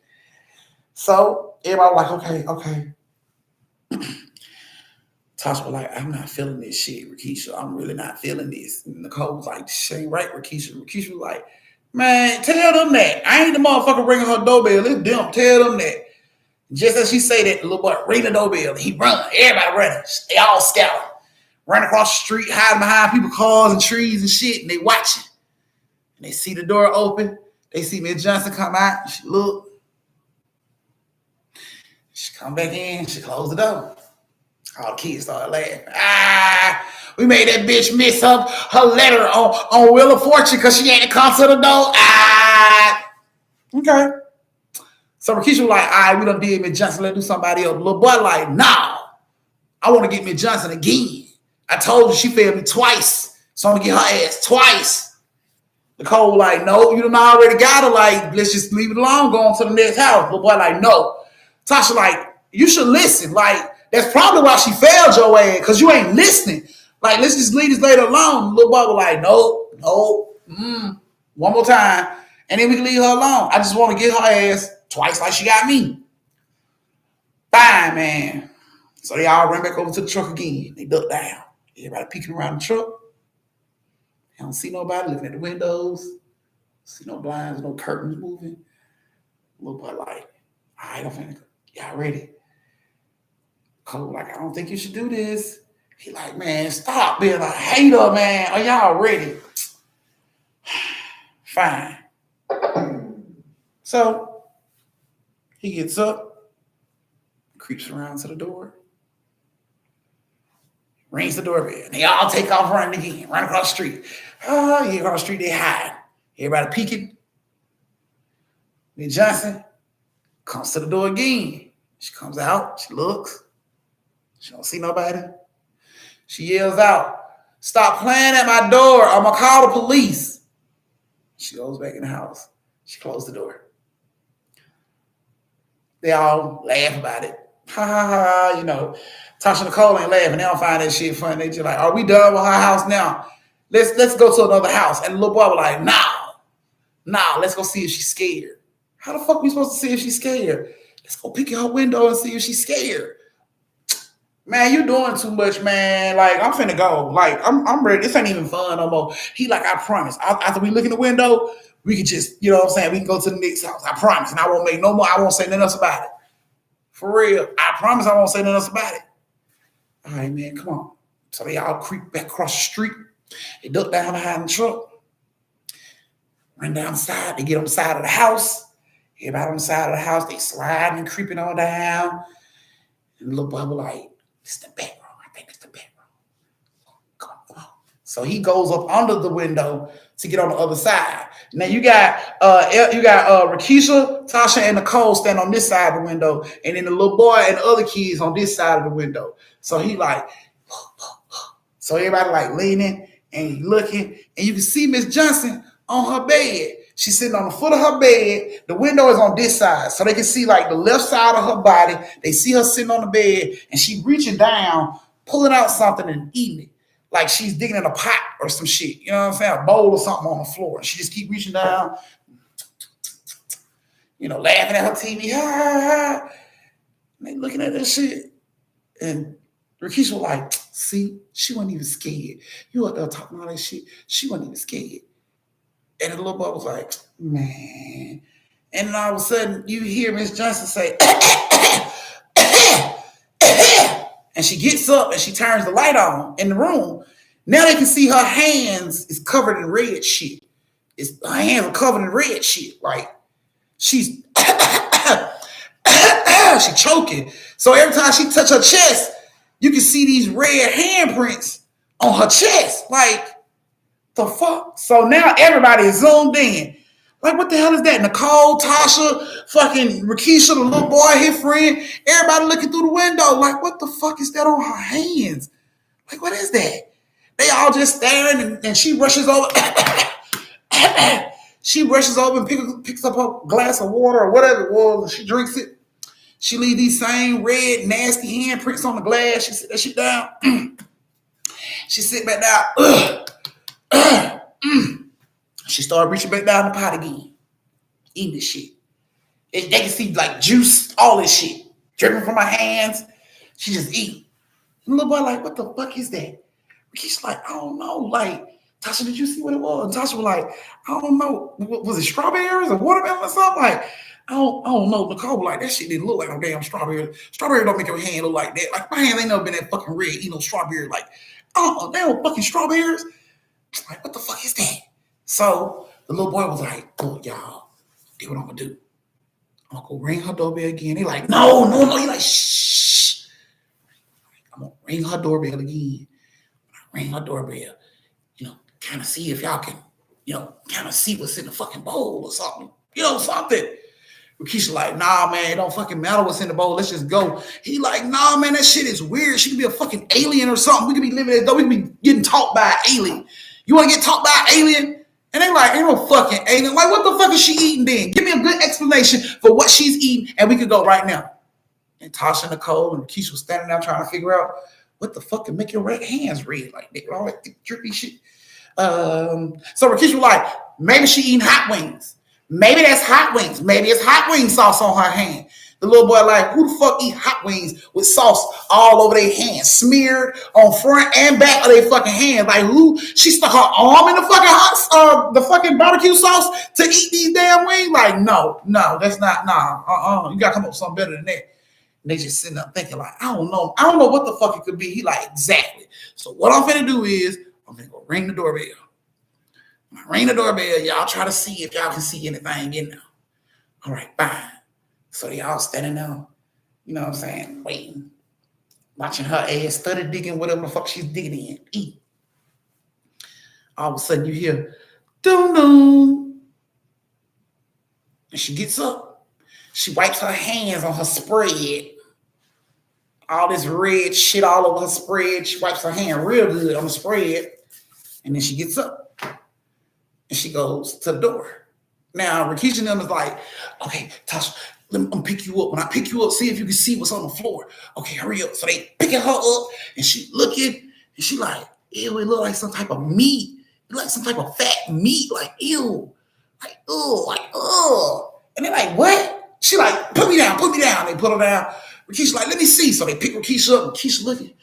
She like, ugh, she right. It look like some type of meat. Like it's still in the blood or something. Ugh. You know what I'm saying? Like, what the fuck? Put me down. So when they put Rakisha down, they looking around for old boy, like waiting on him to come back so they can tell him what the fuck they see. And they looking through her window, and all of a sudden she comes in the room with old boy. She got the little boy with her.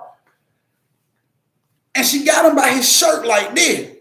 And he like, Miss Johnson, please, I'm sorry. It was just a joke. And she was like, you the one who kept playing on my door. And he was like, Miss Johnson, it was just a joke, Miss Johnson. I was just playing. And it's just a joke, Miss Johnson. Like, I need to go home. My parents looking for me. And she like, no, they not. Because if you here, then they like looking for you. Or else you would have been home.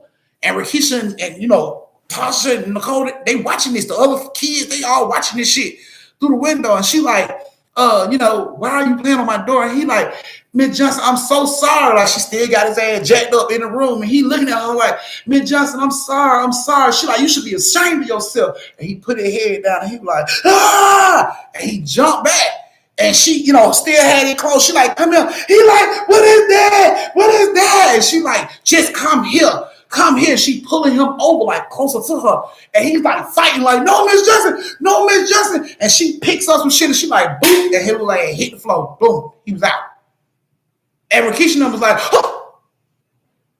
Like everybody got their mouth covered. Like they quiet as shit. Everybody got their mouth covered. They was watching this shit room. And you see her pick up the bowl that she was eating out of. And it looked like hair.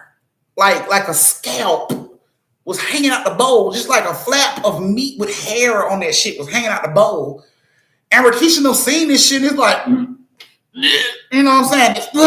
And they started to make that noise. And Miss Johnson looks over to the window and she drops the bowl and she rushes over to the window and pulls the curtains back. And it's like all of them are out there like, and she like, what are you doing? And they realize that she sees them.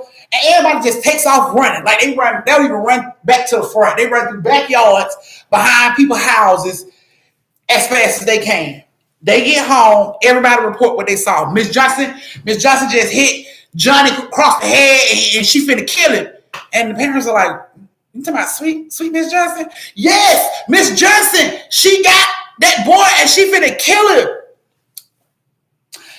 That little old lady couldn't hurt a fly. Mama, like all these kids are trying to like get their parents to understand this shit. And none of the parents understood that shit. Nicole had to flip the fuck out. Y'all never believe me. And her parents was like, fine, we will call the cops. But if they say there's nothing going on, you're in trouble. You're in big trouble, Miss young lady. And she was like, call them. And she runs outside, call them. It's like she's staring at Miss Johnson house from her house. I guess to make sure Miss Johnson don't come out or something. I don't know. But she's standing outside and she's watching Miss Johnson house hard as shit. And, she's out there screaming at her parents, hurry up. So, of course, Rakisha and Tasha and other neighbors come out like, what the hell is going on? And when she see Rakisha and Tasha, she like, tell my mama, tell her what you saw. And Rakisha was saying the exact same thing that she was telling her parents and that they were telling their own parents. And now the parents are standing in a circle like, Are y'all serious? The other kids, they all out there saying the same thing. All the parents are like, are y'all serious? Sweet Miss Johnson? You can't be talking about Miss Johnson. Miss Johnson can barely pick up her mail. You talking about sweet old Miss Johnson? Like, yes! How many times I gotta fucking tell you? Sweet old ass, people eating ass Miss Johnson. Yes! Call the cops. So the cops pull up and they tell them the same thing. Our friend, he was playing on her door. He rung her doorbell. She snatched him up. She took him in her room. She hit him. She had blood on her hands. She was eating something that had hair on it. And the police was like, are these kids okay? And the parents are like, look, just to put their mind at ease, we told them we'll call y'all. And the police is like, okay, so where? What house? They tell them what house. What's the friend name that that she got? And they told him, look, Johnny. His name Johnny. Where Johnny stay at? Johnny stay two streets over. Do anybody have Johnny's parents' number? No. Do anybody know where Johnny stay? Yes. Okay, well, let my officer know where he stays so we can go around there and talk to his parents, see if he's at home. They wanted to do that first. They wouldn't make a move towards Miss Johnson's house until they spoke to this boy's parents. So the police go around now, they talk to Johnny's parents and everything, and Johnny's parents is worried. Now they like, what, y'all here asking if our son is here? And he was outside, like, no, he's not here. So they bring Johnny's parents back around there where all the rest of the parents at. And they get out and they're like, okay, so this is Johnny's parents, and they said that, their son ain't been home, so we finna go check Miss Johnson's house. They go up there, they knock on the door a couple times. Then all of a sudden you hear real softly, I'm coming. This bitch was just screaming hard as shit just a second ago. But now, I'm coming. She gets to the door and she opens the door. She got this little cane. She all frail, looking all hunched over. Yes, how can I help you, officers? They said, these kids out here said their friend came into your house. You took their friend into your house and you hurt it. Huh? They said that you took their friend in your house and you hurt him. And we're here to check because the little boy parents said he ain't come home. Wait a minute, let me turn this light on. I can barely see you. She turned the porch light on. Now, you said, what happened, baby? And the police said again. What kids? And they point to Tasha, Rakisha, Nicole, and all them. And they just standing up looking. She like, I haven't seen any kids tonight. Instantly, Rakisha like, she lying. Johnny in there. And, her mama like, girl, shut up. And the police is like, keep her calm. We trying to talk. Keep her quiet. So you haven't seen any kids tonight? I haven't seen any kids tonight. Matter of fact, me and my husband was watching Wheel of Fortune together. We haven't heard anybody like come up or knock or anything. And the cops are like, so you haven't seen the kids, the little boy? No, I haven't seen the little boy. So Nicole screams out, she had blood on her hands. It's blood in her bedroom. It's something in her bedroom that got blood on it. Police was like, do you have blood in your bedroom? Huh? In my bed? Oh no, baby. If I even catch sight of blood, I will pass out. I can't deal with the sight of blood, baby. Now all the kids going off. She'll goddamn lie. She'll lie, the truth ain't in her. That bitch got my friend. Parents are like, shut up. Be quiet. Hush. Police like, get control of the truth. Hey, we're going to send y'all home. Get control of them. All the kids pissed off now. Oh, where's Johnny? Control the children. And they ask him, so you haven't seen the little boy? Oh, I haven't seen. Well, your husband, maybe your husband seen the little boy. Oh, he's sleeping. He's sleeping? Yeah, he fell asleep while we were watching Wheel of Fortune. He always fall asleep when they get to the third puzzle. He always say he gonna stay up, but he never stay up. He always fall asleep when he get to the third puzzle. Well, could you wake him so we can ask him, have you seen this little boy? I really don't want to bother him. Because, see, long time ago, he had problems with sleeping. And now that he can sleep, I don't like to bother him when he's sleeping. Okay. All right, man. Well, we sorry to bother you. We just wanted to, make sure the little boy wasn't here. And instantly, kids go off. She'll goddamn lie. Tell her to get my fucking friend up out of there. You better hush. No, the bitch done played this song and dance long fucking enough. Tell her to get my goddamn friend up out. The kids going off. And the old lady's like, oh my goodness, oh my word. They just speaking like that. Ooh. Oh, wait, I can't. Oh, Lord, have mercy. You know what I'm saying? So the police like, well, we sorry to bother you, man. You can go on back inside. We sorry to bother you. And she like, thank you, baby. And she grabs the door. She gets ready to close it. And the police like, excuse me, ma'am. And she opens the door back up. And he's like, what is that? And she's like, what you talking about, baby? And he like, right there, look, right there. And on the door where her hand was fingerprints, but not just regular fucking fingerprints, red fingerprints. So he like, what the fuck is that? And she like, what you talking about, baby? He like, the red stuff on the door right here. So she opens up the door, grab her glasses. I can't see that, baby. I don't know what it is. He walks up to it. Can we come inside? Check the house out? I would rather you not, because, my husband, he's sleeping, and I would rather you not disturb him. The police was like, well, ma'am, at this point, this is blood. No, that's not blood. It's probably just candy or something. It's not blood. No, ma'am, that smells like blood. That's blood, ma'am. Are you hurt? Did you hurt yourself? No, I ain't hurt myself. I'm okay. Rakisha like, because she got my fucking friend in there. Nicole like, push through that bitch. She lying. She lying. Right now, she lying. Tasha like, get the goddamn door in. She lying. She's strong as shit. And the kids are going off. And the cops are like listening to the kids now. You know what I'm saying? Like, ma'am, is it okay? Can we come inside? And now she's getting upset. She's like, no, I've told y'all I don't want y'all in my house. And the police is like, ma'am, something could be wrong. There's blood on this door. You could be bleeding. We need to check it out. And she's getting pissed off now. And she's like, no, I said no, you can't come in my house. And now the cops are noticing the voice change. She ain't the old soft-spoken, old lady that they just started talking to. So they like, man, we just want to come in and check out and see if everything's okay. And she like, I told you, everything is fine. You cannot come in my house. I'm fine. She backs up, grabs the fucking walker that she used 2 hands to get to the door with. Grabbed that motherfucker with 1 hand, snatched it out the doorway, and slammed the door. Right there in the police face. Nicole screams out, lock that bitch up. Nicole, shut up. Be quiet, girl. Tasha like, damn right. Hush. Police start calling, back a little, we have a problem. We think it's an elderly lady here that hurt herself. The kids said one of their friends was in her house, and she's saying that friends not in there. We need somebody to tell us what to do. 3 more calls show up. He tells me it's an old elderly lady, you know what I'm saying?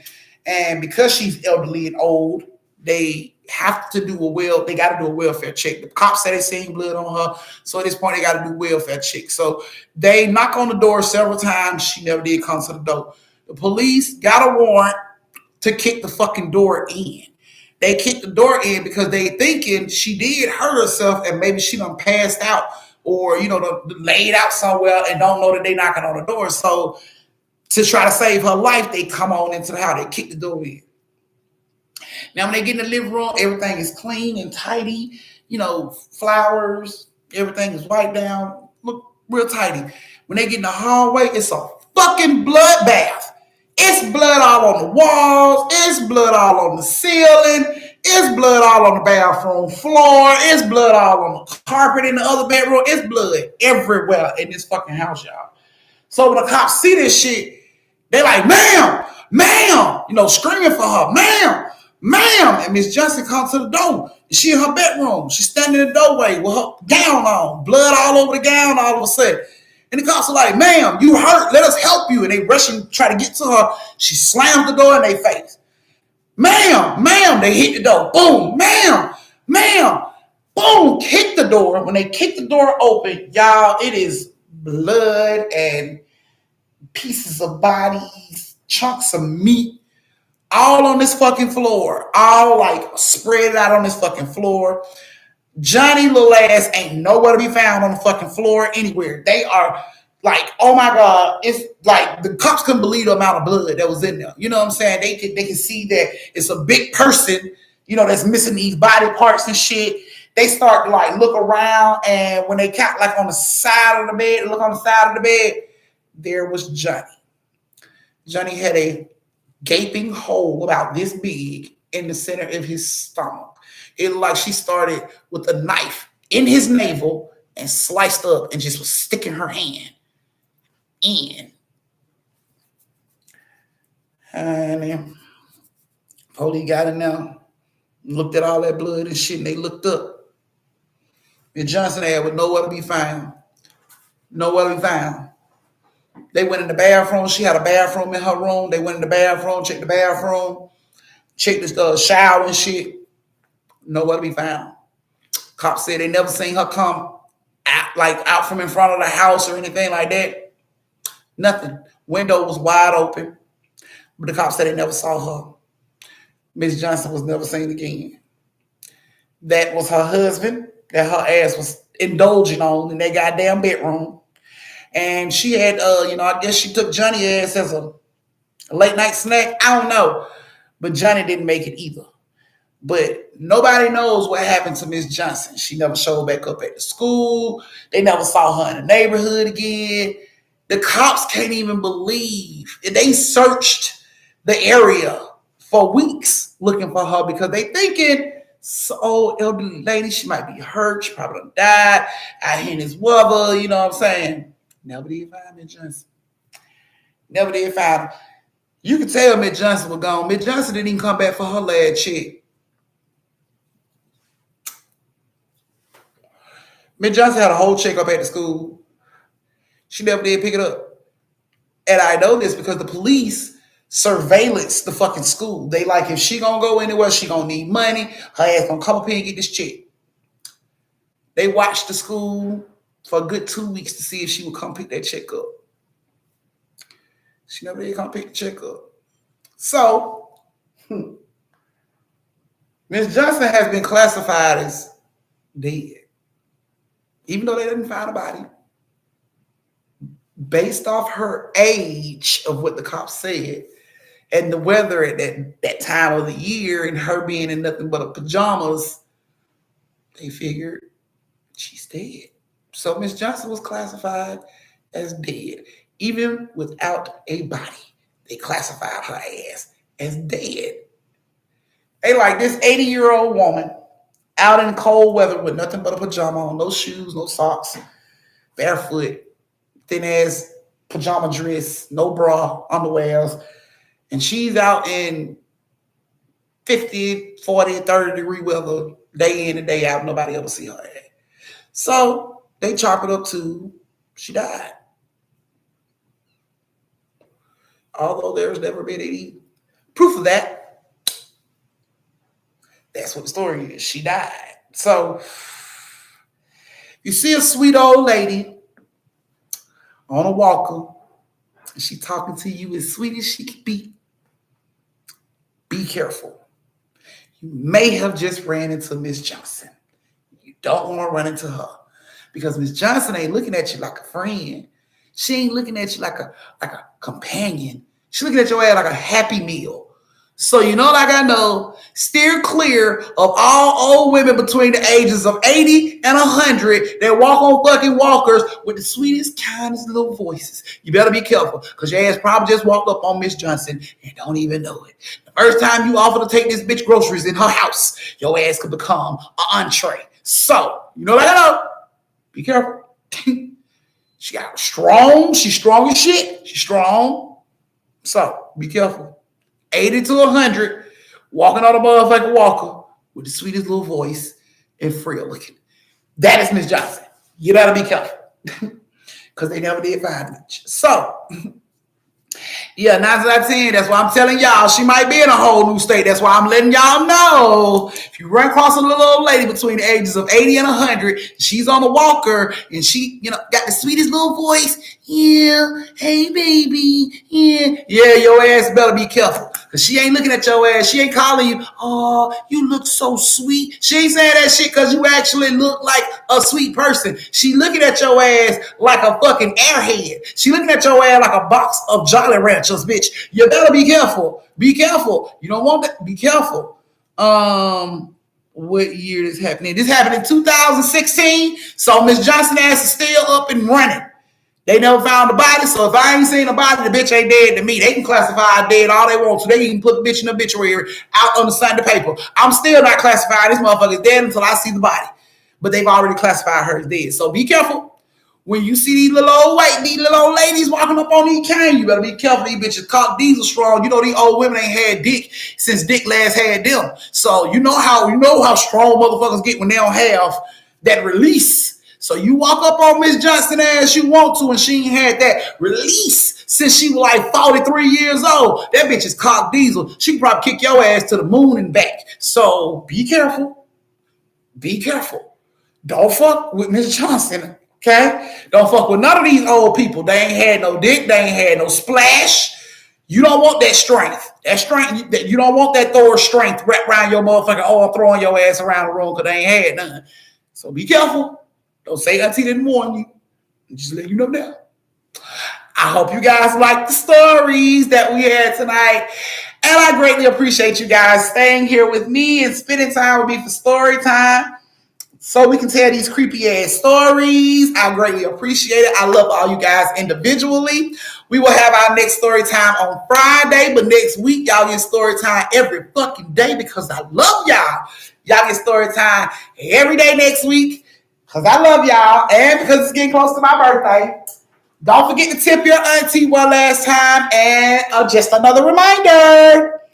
So, if you are wondering where you can get your auntie a gift, if you want to get your auntie a gift and you're wondering what auntie would want, auntie have already placed her wish list in the community on the community page. So you can just click on that Amazon wish list. It'll take you right over and you can pick auntie out something very nice for my birthday. And then I'm going to come back on my birthday and everything that I do get, I'm going to open up with you guys so I can thank all you guys individually and personally and let you know I appreciate it from the bottom of my heart. So thank you guys so much for joining me for story time. I love you guys individually.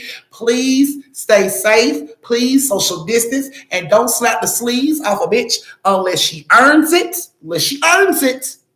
Sweet dreams. Sleep tight. Don't let the bed bugs bite. But if they do, don't blame your auntie because I ain't got nothing to do with the shit that's crawling in your bed. Blame your boo. I love you guys.